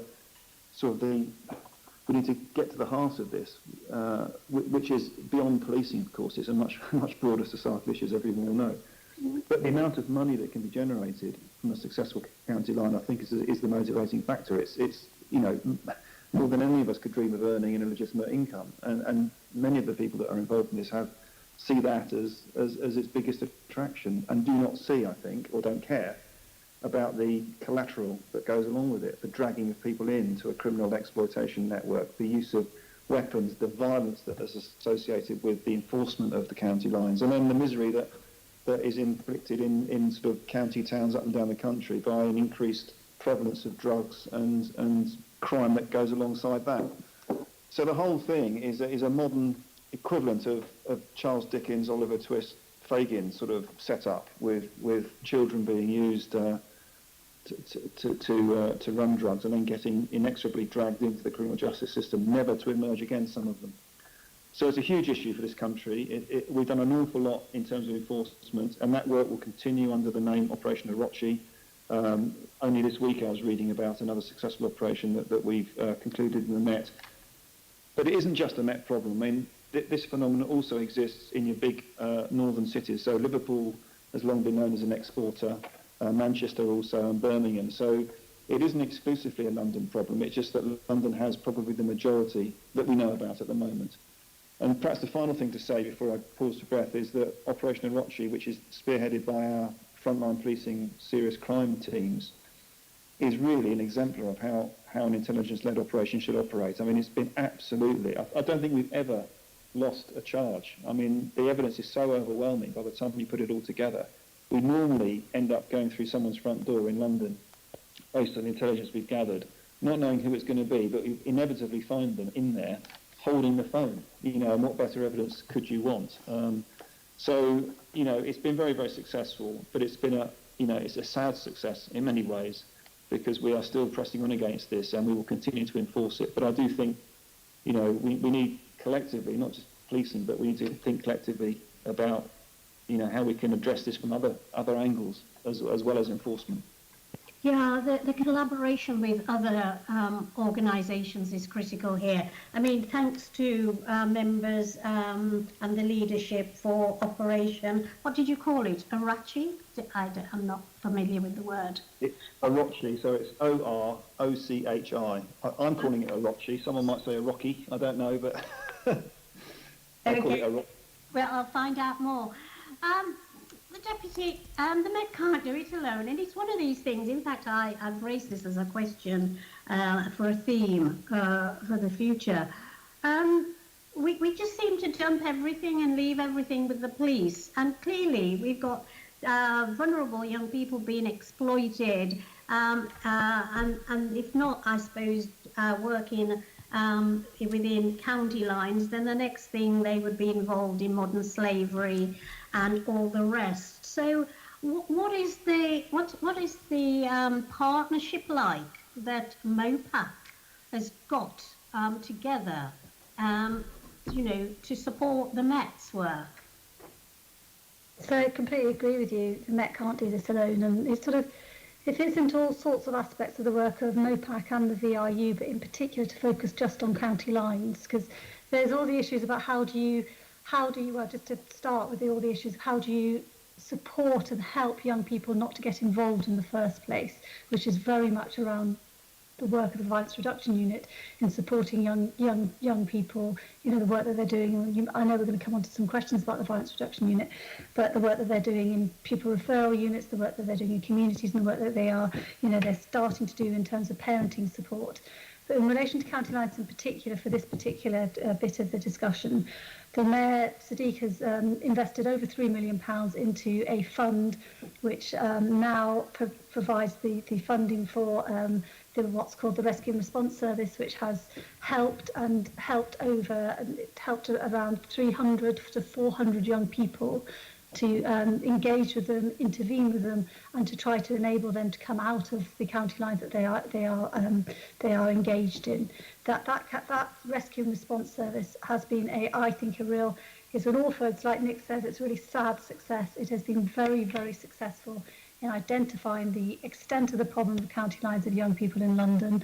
It has also been successful in actually going out, it's called Rescue and Response, because it goes out and rescues some of the young people, goes and actually gets them and brings them back to London. But is also the really important bit is that when they are referred into their service, we're working with 3 really good organisations: St Giles, Abianda for the young women who are involved in county lines, and also Safer London for those young people who are involved in county lines and are also in gangs. Not all the young people are in what we would know as we call gangs. So that service intervenes with them, helps them, engages them, and supports them to try to enable them not to go back to that activity that they've been found in. And you can't. It is just so awful, some of these situations that young people are found in, when people go in to rescue them, or when the police go through the front door and they find those young people. It is modern slavery. They're being exploited, they're being sexually abused, they're being criminally exploited, and they are some of the most vulnerable young people that you would come across. So it is that combination of prevention, but then enforcement and fantastic intelligence-led work, shutting down the county lines and ensuring that you can get hold of you can arrest and get hold of those that are organised in the county lines. And then also the work the Rescue and Response does is intervening with the young people who are involved in it. What I'm particularly worried about is that it's only London that has this service at the moment. I think we need a nationwide rescue and response service, so those other forces where they are exporting young people and they are part of the county lines, such as Liverpool and Manchester, also can have this type of service. But also we are seeing an increase in the number of young women who are found to be in part of county lines. I'm not yet sure whether that is because we are actually seeing an increase in the number of young women, or actually it's becoming, because it's becoming much more known and people are more aware of young women being involved, that they are being referred in. We need to get underneath that. But it does really worry me. Thank you for that. And you talked about the rescue and response programme. And it sounds a lot. It is a lot of money, £750,000. But this is really expensive work. So is that over a period of 18 months or 2 years? Because you can't start something like this. If there are vulnerable young people being drawn into slavery, modern slavery, whatever we want to call it, then the work must go on. So how long is this programme going to last? So the investment is actually over £3 million of money has gone into this service. It is over the course of 3 years. It's a 3-year programme. Obviously, we will evaluate it, and then we'll have to take decisions depending on where we are on finances, whether we can continue it. But so far, it's certainly proving its worth, and it's certainly, identifying, referring, and supporting the young people you'd want to be supported. Thank you for that. And back to you, Nick. And really, if my questions sound silly, they're not meant to be. I'm not being provocative in any way. But are you working with the British Transport Police in as good as a way as you could be? Because, during COVID, when we were in lockdown, then people were missing. So wasn't that an opportunity to then see the movement of these young people and then be able to map out their movement and get further intelligence? Because and not for today, but each of these vulnerable young people has got a guardian, parent or carer, and they've got to be factored into this. Well, you're quite right about the importance to join up with British Transport Police. We do work hand in glove with them on the networks, of course, particularly if we're planning to do an arrest or an intervention on the trains. And a lot of the intelligence will come from the regular runners and riders that they can talk to us about. So they're an integral part.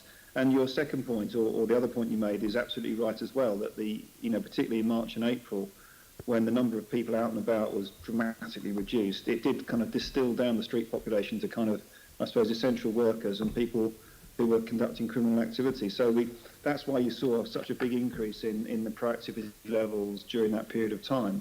In fact, we had some great successes during that period for exactly the reason you've identified. It became easier to spot the criminal because there was less there were less people about. So, and easier to justify stopping and talking to them, at least, if not searching, because what you're doing out and about, you're clearly not an essential worker from what you've said. So, you can only be doing one other thing.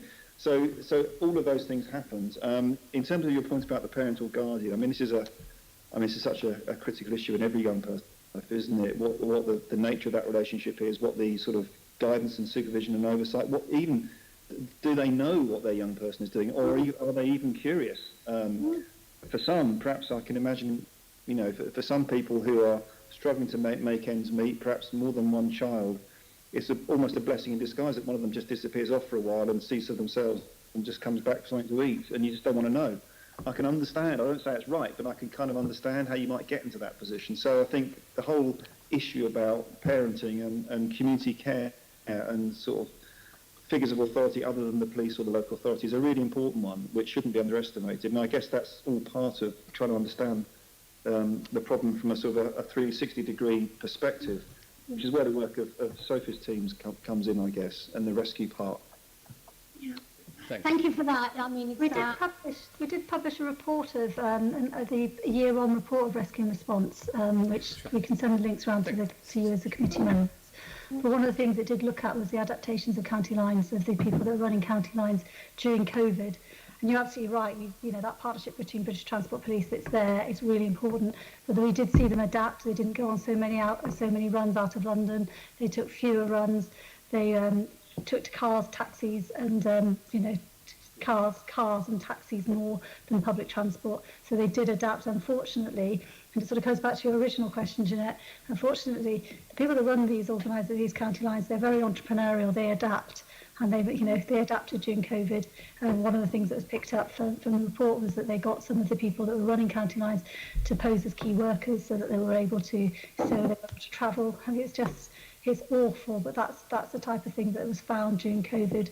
And also in some places, actually some of the dealers were having to take more risks than they would have normally, because young people were finding it more difficult to travel around because of the COVID restrictions.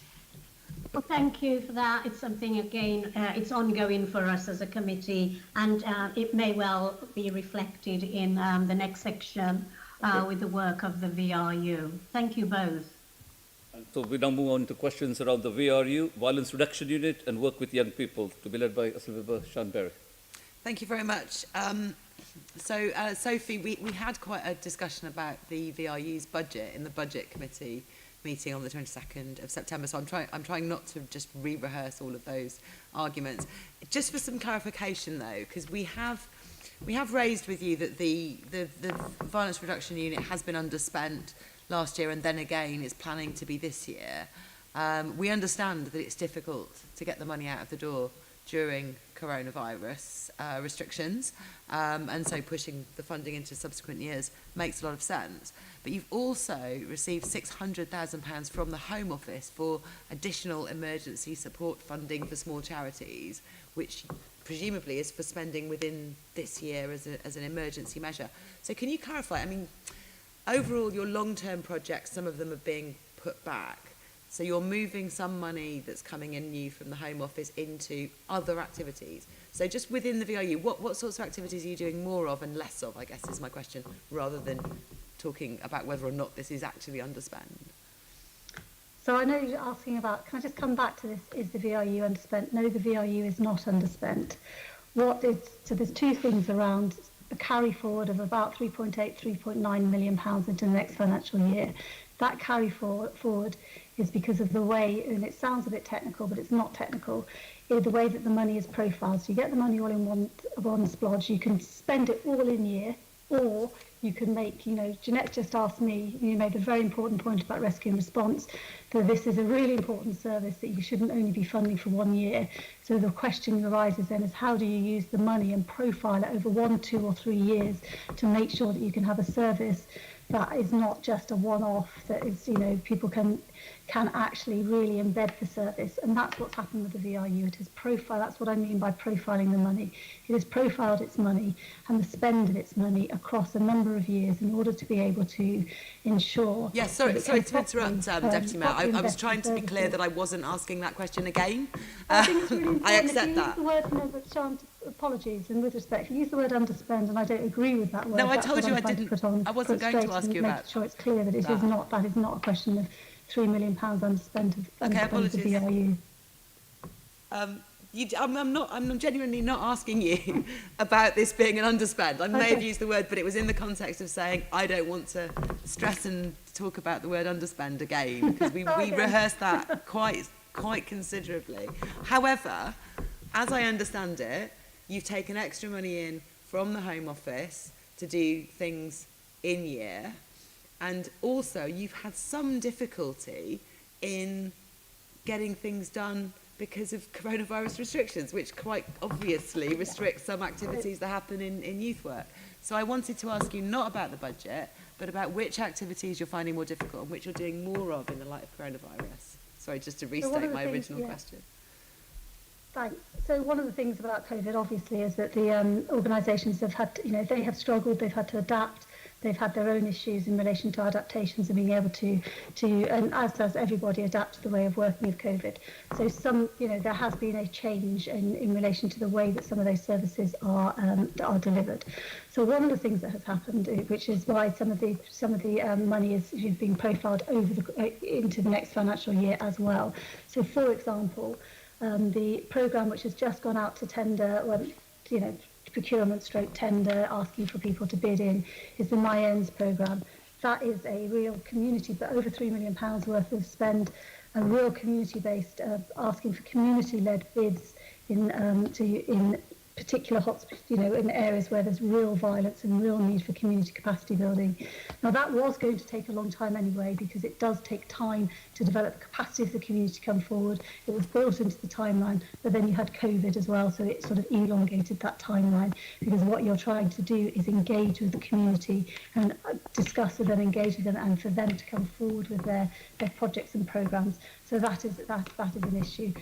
In terms of other areas of spend, I mean, the money you talk about from the Home Office, that's £600,000, which had to be spent in year, very quickly spent, and that is another issue in relation to the budget. Is money coming forward at different times of the year from the Home Office. It's very welcome investment, but it does make it more difficult to spend. But the other areas that the VIU at the moment are very much focusing on is, as I said, the My Ends community programme. They've just put out to tender again another really good project and programme around parental support for parents, if I put it that way, to give them the advice, to have the capacity in every borough for there to be a parenting support network, because every borough will have families and parents and young people who need that support.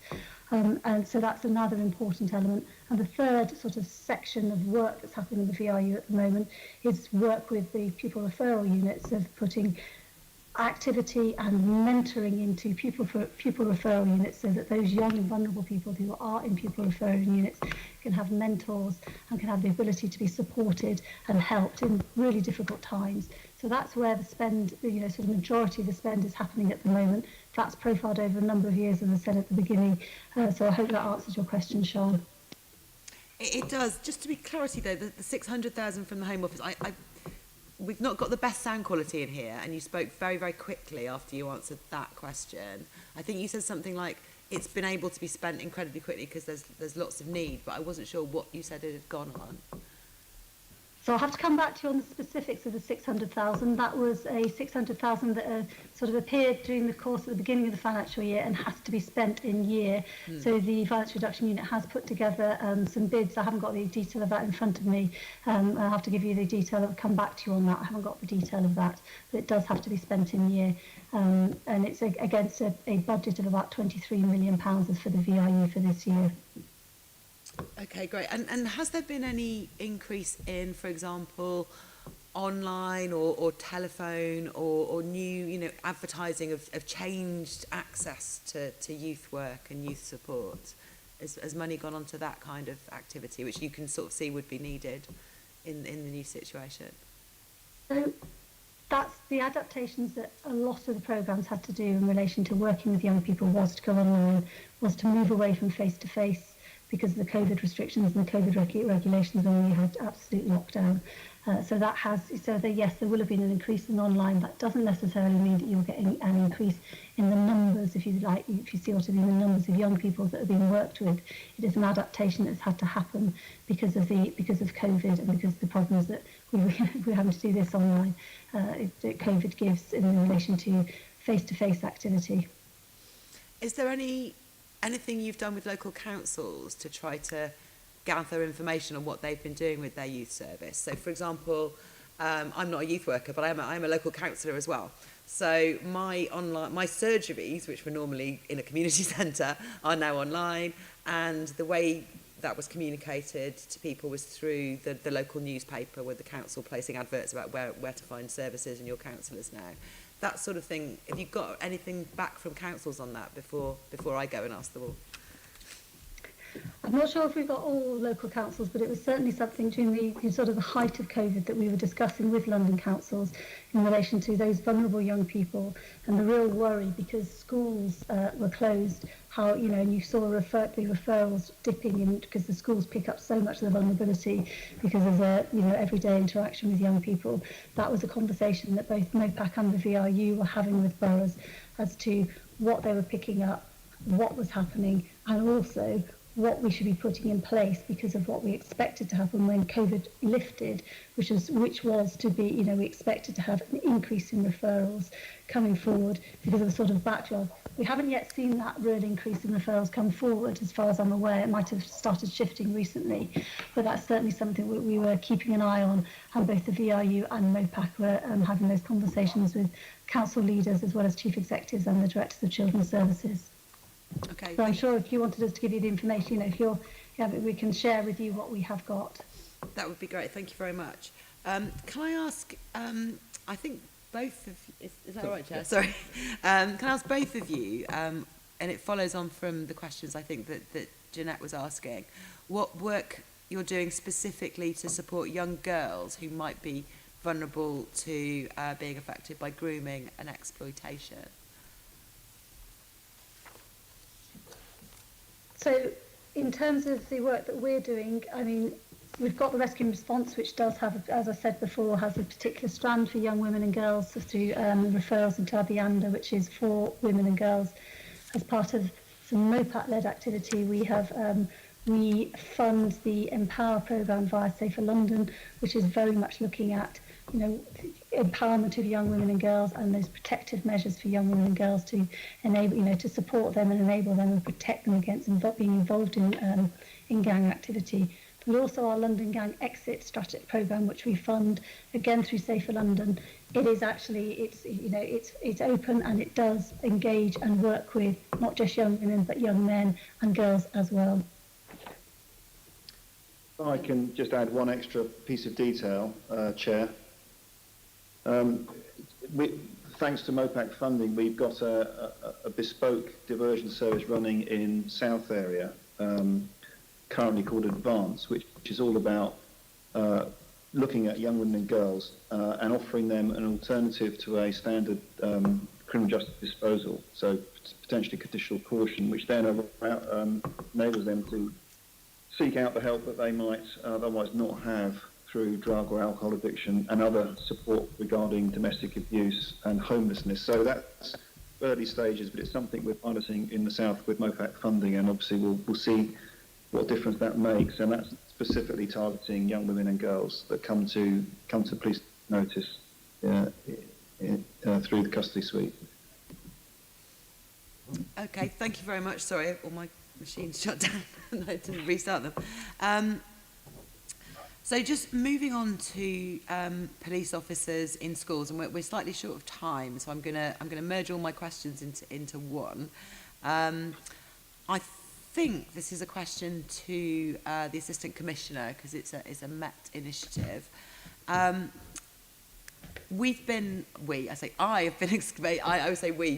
I have been somewhat sceptical of the benefits of police officers in schools, and this year there was in fact a legal challenge that was raising the fact that the presence of police officers in schools may not have equal impacts on different groups, and there was a challenge brought on behalf of a young boy, and the police there have admitted that you failed to comply with the public sector equality duty by not monitoring, assessing and understanding those equalities implications of having officers in schools.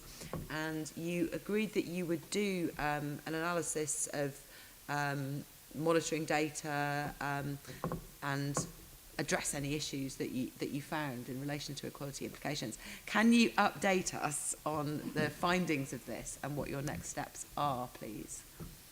Yeah, sure. So you're absolutely right. The judicial review was brought in January for exactly the reasons you've outlined.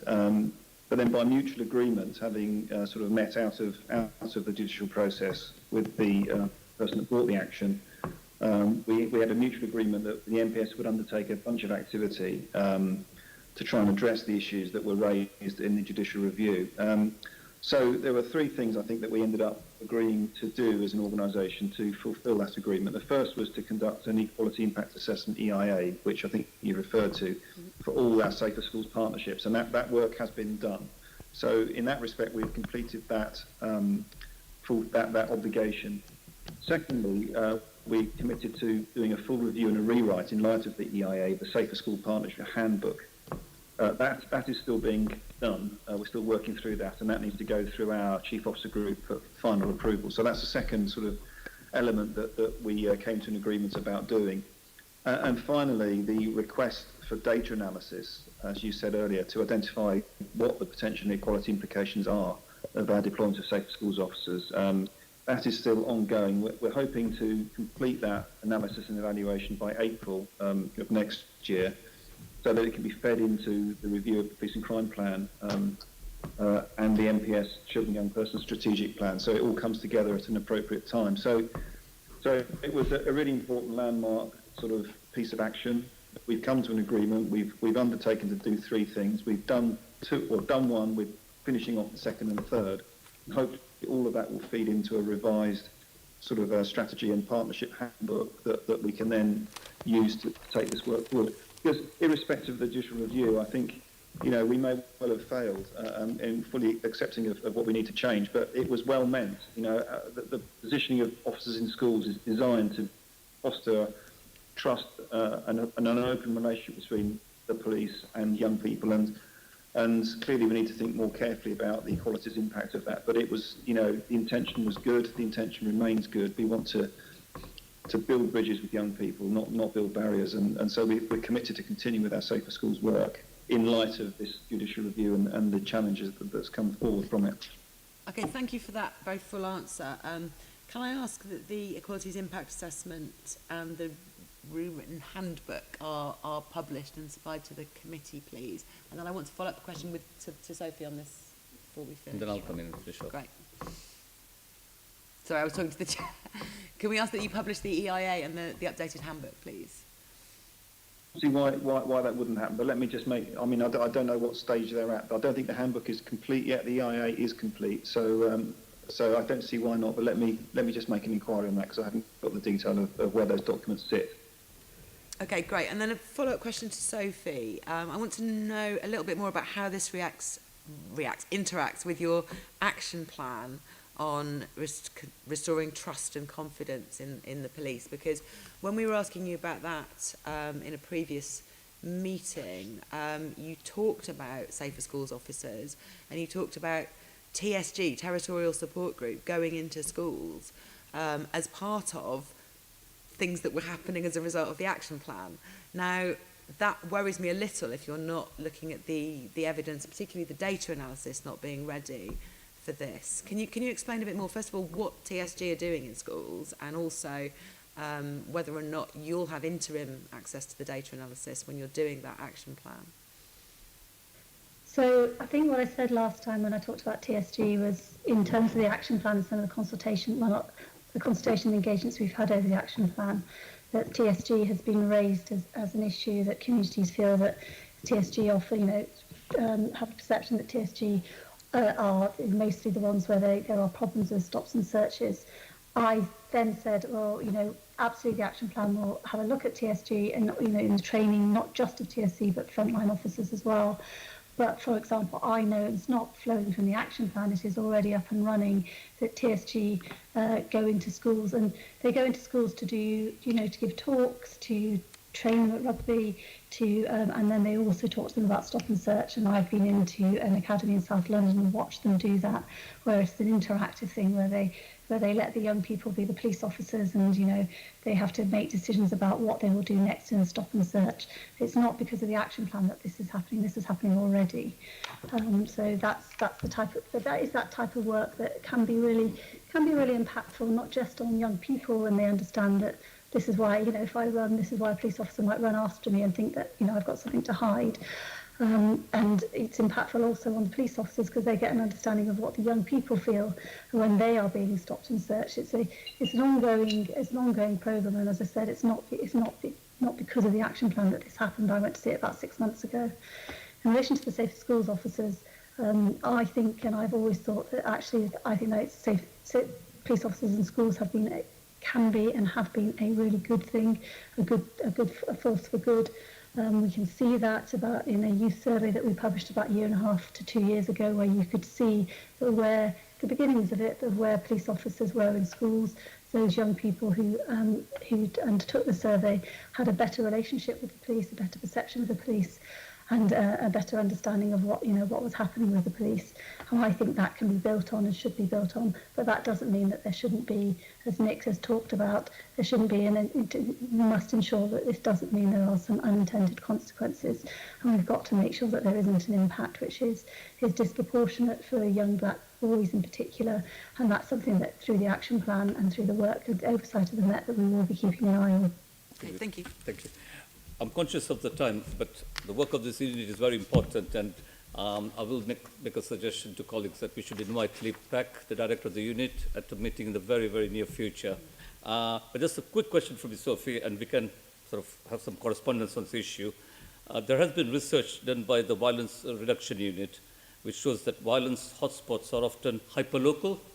And I mean this in the context of the funding that is going to be allocated through the My Ends project that you already referred to.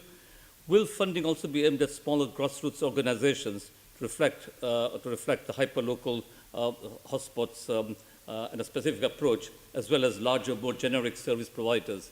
By sheer coincidence, actually, the constituent sent me a message today on WhatsApp about this very issue of how this particular My Ends project is going to be funded. What are the criteria to ensure that very local groups don't lose out to the larger groups, and also what criteria are going to be used to prioritize the boroughs. I'm conscious of the time, so please be as brief as you want, and maybe you can write to us. Absolutely. I mean, it's not just My Ends that takes into consideration that hyperlocal aspect of violence and the hyperlocal aspect of hotspots. There's also been the community grants, the seed cord funding for knife crime and community groups, which has actually really looked at how do you support very small local groups who can often be the people who are making the real impact and the real difference to people's young people's lives on the ground. The My Ends programme very much is targeting those areas, hyperlocal areas in London where they have where the experience of violence and the number of violent incidents is at its worst. That's what My End programme is about. It's going to be what it was part of its criteria. It will take into consideration where the bids are coming from and the real community-led aspects of that. That is out for tender at the moment, and local groups can access the information via the VIU website. But there has already been sort of I don't know what the right phrase is. It's not the right phrase for community groups, but sort of market warming events where they have done a lot of work to try to explain to people what they are looking for and where they are looking for that activity to take place. Thank you. So let's move on to the next section: human resources and professionalism. Member Disma. Thank you, Chair. It's a question for both of you, but perhaps we could start with Nick. At the Assembly Budget Committee meeting last month, Robin Wilkinson said there's limited scope for making savings that won't impact on frontline services in light of the Mayor's indication of cuts in funding. I know the Mayor's done his best to protect the police and the fire service, but savings are inevitably to be. So where do you think the savings the Mayor has asked for can come from, and is it inevitable the front line will be affected? We're working very hard in the Met at the moment to try and do two things. A, deal with the here and now, so that the very sort of real funding issues that have come up as a result of some of the COVID expenses, but also to try and anticipate and understand how the comprehensive spending review is going to turn out, which is due anytime soon, and quite what that looks like, who knows. So we're trying to prepare for a number of scenarios, which obviously makes planning difficult.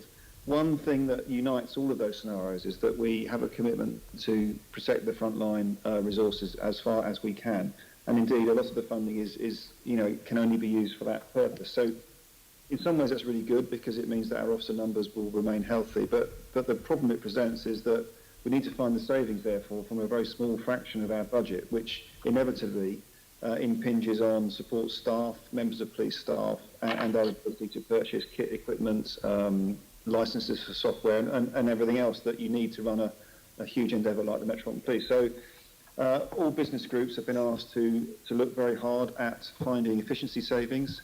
So we're running through a priority budget-based approach now in a number of business groups where you you'll be familiar, I'm sure, with that process. You start from ground up and you work out what you absolutely need to run the business, and then how much of that, you sort of layer it above that. That's a very useful discipline that we're going through now. There's the traditional things we're trying to do, which is to look at the use of overtime to see whether there's any way that we can reduce the spend on overtime without impacting on operational effectiveness. Of course, overtime is a very efficient way of getting extra work quickly, but unchecked, it can soon spiral out of control. So we're being very careful to look at our overtime spend. There's issues around COVID funding, which we're going to try and explore to see whether we can recoup some spend that we've had already this year. I guess we're sort of modelling on a number of different scenarios, depending on A, the mayoral funding, and B, the comprehensive spending review that's coming. But to go back to the sort of the thrust of your point, all of that is designed to protect as far as we can frontline numbers. One thing we can do is I guess alter the speed at which we recruit. So that is one of the issues that we're looking at. Whether we need to slightly slow down, not stop, but slightly slow down the recruitment process, because that will buy us a bit more time. So it's all very fluid at the moment and hard to predict exactly which of those scenarios is going to be the one we end up with later in the year. It'll be a bit peculiar on recruitment if we had this sort of stop and start with various freezes, then huge expansion very quickly, then freezes again. It creates a rather unbalanced workforce, doesn't it? It does. It's not ideal, and I don't think anyone would choose to be in that position. So rather than do what you've described, which we've done in the past, which is stop-start, we're simply slowing rather than stopping. So reducing the number and spacing it out a bit more. We've also put a temporary freeze on police staff recruitment. So we are holding vacancies that we currently have in police staff numbers, and going to review that position once we know a bit more about the funding envelope we've got to operate in post-CSR. So, inevitably, therefore, are you having uniformed officers backfilling those posts? Well, at the moment we're being steady because those vacancies have existed for a while, so that they are vacancies that we've had for some time, and we were planning to fill, and some of that freeze will affect our intention to grow some functionality. So we're quite keen to increase our ability around digital. We're quite keen to increase our ability around sort of 21st century intel techniques, and all of those require uplifts in police staff and analysts and that kind of stuff. So whilst we've agreed to take that approach, where we thought we'd be able to go out and start to recruit, we've had to put a pause on that for the time being, and then review each of those growth programs and development programs in light of whatever the funding settlement is. Okay, Sophie, do you want to comment on where the cuts will fall? I mean, as Nick said, there is a freeze on staff at the moment, recruitment of staff. It's often not seen as frontline, but actually it does really matter if you can't recruit into posts that are there to support police officers. And if that does continue, and I'm not saying this is what's happening at the moment, but if that does continue, as with other forces as well, it is a real worry that you will get what you could call a sort of de-civilianisation of the police, that you'll have police officers doing roles and having to undertake roles that civilians and staff can undertake, and that's not a good place to be. It's not that they can't do it; it's that their skills and their talents lie elsewhere. And in terms of what we really need is, and we still do not yet, and as I've said, I think I say it every time I come to the committee, we still do not yet know what the allocation for police officer numbers is for next year.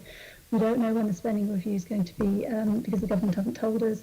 We don't know when the spending review is going to be finalised, so whether we're going to get 1 year or 3 year allocation, and we don't know when we're going to find out even the funding formula, funding for next year.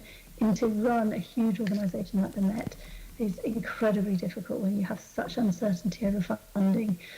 So it is a really difficult time trying to manage what could be an increase in police officer numbers or manage what could be a disappointing funding settlement. We have no idea, and that is a real problem, and it means that you do get problems with recruitment, you do get stop-starts in recruitment, and it has also meant that we wanted to bring forward the recruitment of 600 officers that would have been recruited next year. We wanted to bring forward that recruitment, and we could have brought forward that recruitment so that those police officers would be on the streets of London before Christmas and into the new year. We're not able to do that now.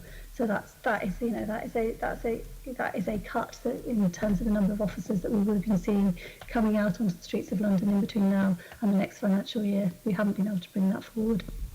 Okay, well, thanks for that. And then, Nick, can I ask you about the recruitment that's been over the last year? Because there's been I'm just wondering about the balance between the different ranks, because there's been a 20% increase in the ranks of commander and above, which is proportionately higher than in other ranks. Indeed, there were no increase at all in detective inspectors and police sergeants.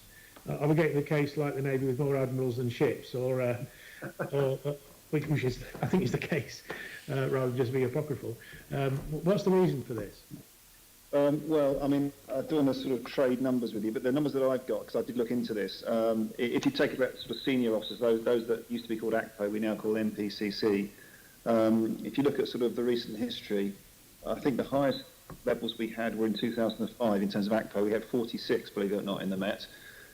Today, I'm told we have 31 ACPO officers, or NPCC officers, more accurately. So that's a 30% reduction over the last 15 years. So, and we've also repurposed the way it works. I mean, we have a more mature leadership model in the Met now, which can be confusing for those like me that have grown up with a kind of direct line sort of accountability. So we have a number of professional leads who are chief officers who have responsibility to deliver objectives across different business groups, or heads of profession type approach. So it's more of a, I think the term people use these days is a matrix management approach, which is more complex but more efficient.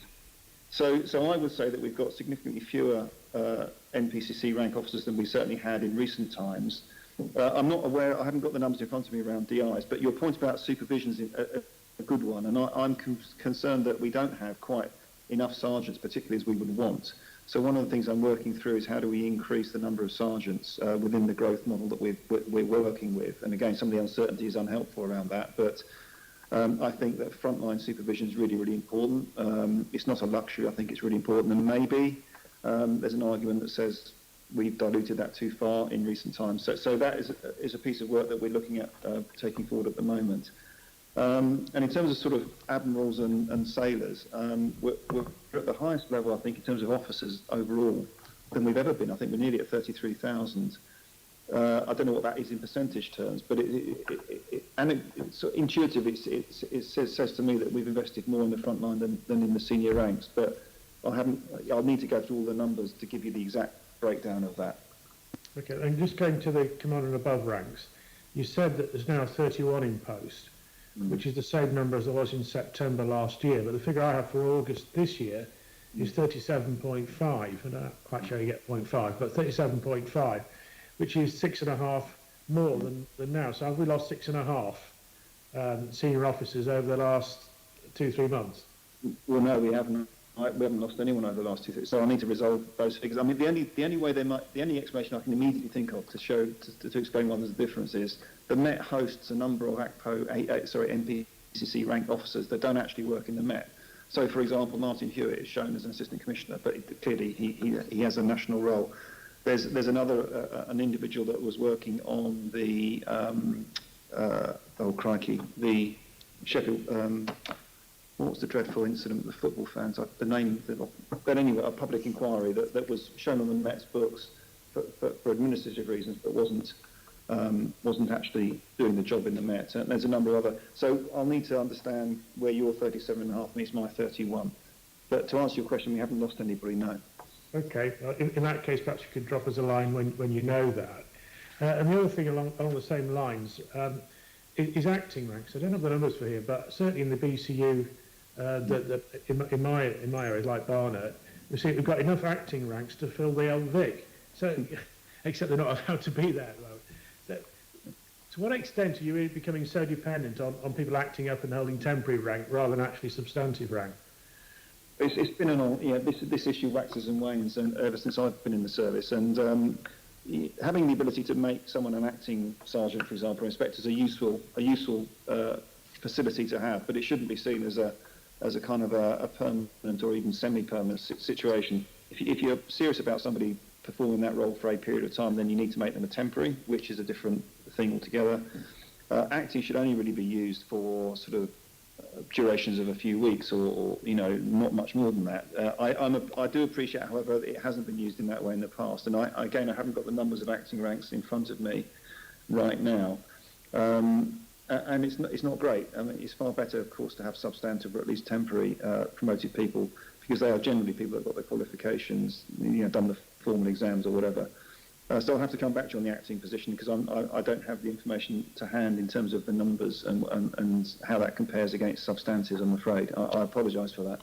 Well, we hope you could drop us a line about that as well. I mean, certainly, looking at the Barnet family tree, it looks like of the people, of the officers in that family tree, about half are acting or temporary, which seems to be an awful lot to me.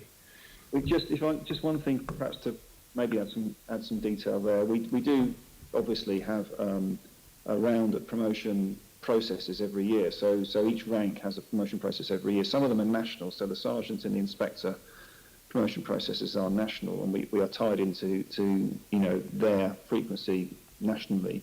But the above that, so chief inspector and above, we run our own processes in the Met, but using a national competency framework, so there's some consistency. And we run a process every year for those ranks. And we aspire to get enough people in the pool as vacancies exist. So we're certainly alive to the acting issue above the rank of inspector, because that's where we have complete control over it, and we do always try and make sure we put enough people through, assuming they're of the right standard, that will allow us to fill all of the vacancies that we either got or can anticipate. But maybe the issue you're talking about is more concentrated at sergeant and inspector, so I'll need to look at that. Right, I think in Barnet it goes quite a way up the food chain, including to the PCU commando. I don't know how many we've had over the last year of ins and outs and people swapping around for one reason or another, but that's certainly been a problem. Can I go on and raise something else, which is internal investigations? And it looks to us as though there's been a disproportionate number of black and Asian officers dismissed each year since 2016 compared to the number of officers. I know we're dealing with relatively small actual numbers as opposed to percentages, but are you aware of this as an issue, and if so, what's being done about it? Yeah, the issue of sort of disproportionate outcomes or disproportionate numbers of investigations is one that's known to us, and it's not simply a Met issue. It appears to be more widespread than that. So we need to understand what's happening to drive that. No doubt the factors are going to be complex and multifaceted. So it is understood and known by us, and it's one of the things we're trying to address in our sort of a desire to increase the retention, not just the retention and progression of officers from minority backgrounds. And this issue of discipline and perceptions about discipline outcomes is a really important one for us to understand. So I can't give you an answer to it right now, other than we are aware of it. We do understand, absolutely, that this is a vital thing to understand if we are to make progress in progression and retention. And we're working end at the moment. Okay, Sophie, do you want to comment on this? Well, MoPac did some research into misconduct cases about a year ago, and what it shows, and I'm not sure it does reflect what you just said, Andrew. What it did show was that they were, when it came to being referred into the formal disciplinary process, there was real disproportionality. You were far more likely as a black officer to be formally referred into the disciplinary misconduct process than if you were a white officer. But once you were in the process, you were basically treated fairly. I'd have to go back to have a look as to whether that was also in terms of, I don't recall there being a real issue about the outcomes, and because actually what it found was the process. Once you were in the process as a black officer or a white officer, you were basically treated pretty equally. The problem was you were much more likely to go into that process as a black officer. I will go back and double check what you're saying about the actual, the extreme end of that process, which would be about dismissal, whether that disproportionality was there. I don't remember seeing it. Oh, well, thanks for that. I do stress that the absolute numbers we're talking about, as opposed to percentages, are relatively small. It's just a handful in each year. For most years, it's a little more than a handful, but even so, it could well be that you're right, that it is people being more referred into the formal processes when otherwise it wouldn't be. So it would be useful if we can have some more information about that. And the last thing I wanted to raise on these lines is the IOPC and how long it's taking to get there, get complaints dealt with. And I wonder if you've got any thoughts about what can be done about that. Perhaps Nick could comment. Yeah, thank you very much. Again, this has been an issue that's sort of bedeviled the service for a while, and the only thing I can say about this is that I met with the current director, if that's the right term, Michael Lockwood, who was absolutely on message on this issue when I met with him. This is about 18 months ago, actually, and really clear in his mind that timeliness was of the utmost importance. It doesn't serve anybody's interests for officers to be left hanging around for months or even years in some cases on what appear to be fairly straightforward investigation. It doesn't help the complainants, it doesn't help the general public, the confidence in the system, and all of that. Michael was absolutely understanding of that issue. So Again, I haven't got any figures for you, but anecdotally, what I'm picking up from chiefs around the country is there has been an improvement in timeliness. I know Michael and his team have worked really, really hard to make that happen, and they've changed the structure and the way that investigations are overseen. I'm not an expert in it, but I understand that the previous system tended to bottleneck in particular individuals, and cases would sit in a tray until they got to, whereas the realignment, which Michael has done under his leadership, rearrangement of how investigations are supervised and led, has meant that those are much less likely to happen now. So again, I haven't got figures for you, but I can just say anecdotally I get the sense that things are improving, which isn't to say, of course, that everything in the garden is rosy. I think often investigations still take too long. But I get the sense very much that the relationship between the police service and the IOPC is better now than it has been. But there is always room, I think, for improvements, and timeliness is always going to be a real key issue for everybody, for all the reasons we understand. Do you know how many IOPC open investigations there are into the Met at the moment? I can find out. I haven't got the figure to hand, I'm afraid. Okay. Well, it'd be useful if you could do that, and if we could give us a sort of a ballpark about how long each of them has been open for, that might be useful information. And that's all I wanted to ask on this section, Chair. Shall I go on to the next section straight away? Sorry, before you do that, can I just come in, Assistant Commissioner? Again, I'm conscious of the time, but I really got to ask you this. So last week, a police sergeant was dismissed after a misconduct hearing, and it was said that he used racist language in a pub or somewhere, and the tribunal found him guilty, and he was dismissed. Ex-Detective Superintendent Shabnam Chowdhury, and I'm quoting this from social media, I've known Shabnam over the years, committed to the East End of London, met at Bethnal Green in the 80s, and then at Forest Gate. Quote, the majority of cops are good, doing good things, but some cause untold damage, destroying public trust. This is a bad racist cop, yet serving and former cops denying racism exists within policing. It's alive. You can root it out. Stand up to hate. And trust is the issue that both Shabnam, other officers, the detective's name, I forget now, who wrote was Kevin Maxwell, over the last few weeks, that's what they've been stressing time and time again. It's about trust. Now, I know the Commissioner has denied that institutional racism is an issue or doesn't exist in the Met.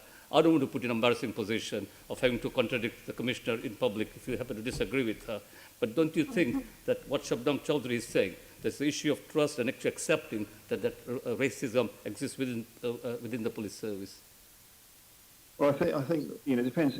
There's all sorts of definitions of racism. There's the whole sort of institutional racism issue, and then there's individuals who say or do things which are clearly racist. And I think, you can never eliminate an individual from doing something like that. And if and when they do something like that, and we discover it, then we will deal with it and deal with it robustly. And I think dealing with individual instances where someone has done or said something racist is not necessarily the same as saying the Met is institutionally racist. And I think there's again, we could have an endless debate about this. And now is not the time for the debate because we are running short of time. But sorry, go on. Well, I mean, I was just going to make that point. I haven't seen what Shabnam's written on social media, but clearly any issue of racism is damaging to trust and confidence. Of course it is, and that's why the Commission is so determined that we're going to do all we can to get this organisation as representative as it can be, to get its people acting in the interests of all Londoners, and that doesn't include racist behaviour in any shape or form, which is why whenever it's exhibited, we'll deal with it robustly. And that's why we all look forward to the Mayor's action plan on policing when it comes out. So, look, let's move on now. The final set of questions, again, to be led by Assemblymember Dismore on Huawei and emergency services, and hope to wrap up this meeting in the next 10 minutes. So, Andrew, over to you. Thank you, Chair. Again, a question for Nick to start with, I think, and that's the delay in the emergency services network and what impact it's having. I mean, it was supposed to be finished by 2019. They're now talking about 2024, 2025. It's going to be 4G technology, and that 4G technology by then is going to be obsolete already. What impact is this having on your ability to communicate, including with the other emergency services?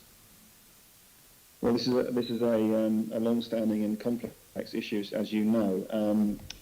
Just by way of comment, before I answer your specific question, it's absolutely the case that the police service has made its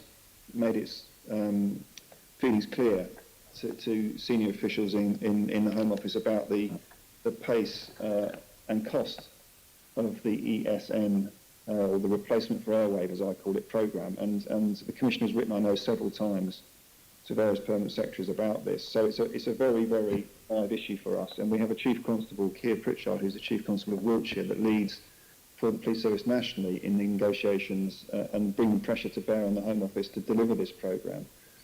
It is critical for the way we operate across the emergency services going forward. But the problems that we've had have been that the criteria the police service set for the ESN programme, the interoperability, the ability to speak air to ground, the ability for it to operate on the underground, for example, in London, is a particular issue for us and BTP. We've made it absolutely clear, both as the Met and nationally, that we will not and cannot move to the new platform unless and until those minimum criteria are met. And that's it. That's not even considering the 4G, 5G issue, which I'm not an expert on. So there is a sense of disquiet, anxiety, I think, in policing that this project is so late and so expensive, and we've made those feelings absolutely clear. And I think, in terms of where we are now with our existing technology, you know, we've worked with it for a number of years, we're familiar with it, it is end of life, and we're going to have to extend licences and contracts and continue to use the sort of kit and equipment we've got until the time comes when we can be satisfied that the new replacement meets those minimum criteria. I don't know when that is. You may be better informed than me. I don't lead on this issue for the Met. In fact, it's led nationally, as I said, by Keir Pritchard, but it's definitely of concern to the Commissioner and to all of us in policing that it's taken so long and is costing so much.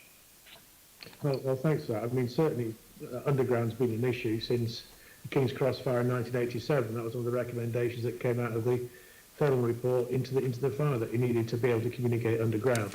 And also, the railway was a problem at Grenfell as well, where they couldn't communicate with the upper floors because of the concrete in the floors stopping the transmission. So it certainly is the things you've identified are things that need to be addressed. But just going on with this, the government has decided that we can't have Huawei technology in the ESN network. How does that concern you? Well, I think I don't have sufficient knowledge of the communications systems to understand exactly what impact removing Huawei will have yet on either the ESN programme or the other elements of our comms. That's something that our head of digital no doubt will have a view on. I've not had a chance to speak to him about that. I have seen an update that BT have shared with government that talks about their assessment of the impact that removing Huawei will give for them as a service provider, but it's not police specific. So this is something we're going to have to work through, I think, and consult our experts on before we get a full understanding of exactly what the impact will be. Well, thanks for that. I mean, certainly it's not going to make it any quicker bringing it on, that's for sure. The question is how much extra delay is caused by it. And I understand that the Met's been involved in testing the ESN arrangements. Is that correct? And if so, how long do you expect it now to take for the testing that you're doing? I'm afraid I'll have to respond to you out of committee on that one because I don't have the up-to-date information on our testing programme. So I wouldn't want to misrepresent the position of the testing. So let me come back to you on that one. I apologise for that. Okay, thank you. I don't know if Sophie, you want to add anything on this? Not particularly. I mean, it is just a dog's dinner. I mean, it's not of the Met's making in any way. This is a nationally driven Home Office programme. And it's late, it's over budget, we don't know when it really will happen and whether it will be the right thing for that moment when it finally does happen, because some of the things it's going to replace, many officers have already. They have their iPads, they have loads of digital equipment now. It is causing issues. We have to replace old airwave technology, we have to replace the handsets. When that is happening, there's no risk to service, it's just it's very frustrating because it is taking so long. Yeah, and also it's the need to be able to communicate with the other services at major incidents, like Grenfell, for example, but there are problems with airwave. Okay, well, thank you very much, Chair. I think that's it from me from that one. Okay, before I conclude the meeting, Deputy Mayor, there's something I do wish to raise on behalf of the committee. Our report on domestic abuse came out in April this year. It was sent to the Mayor for his comments about our recommendations.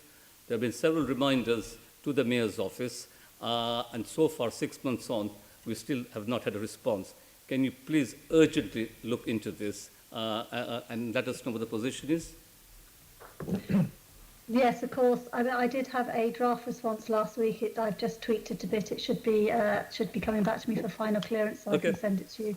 Fine. I apologise. It has been delayed because we've had had to adapt to COVID, but it is late and it's just in the process of final clearance, and it will come to you. Okay, thank you, Deputy Mayor. So can I now thank our guests for attending today and for their answers to our questions.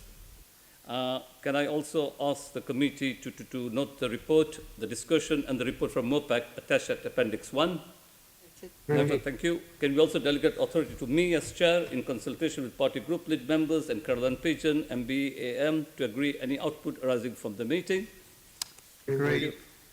Agenda item 7, Police and Crime Committee Work Programme. Can I ask the committee to note its work programme and the additional activity undertaken since its last meeting, namely the informal briefing with the MPS on the work of its Roads and Transport Policing Command? Thank you. Can we also delegate authority to me as chair in consultation with party group lead members and Caroline Pigeon, MBAM, to agree a letter on the funding and support provided to safer neighbourhood boards? Agreed. Thank you. The date of the next meeting is scheduled for Wednesday, 11th of November 2020 at 10 a.m. And as I have no other urgent business, I now close this meeting. Well done, Chair. Thank you. Well done.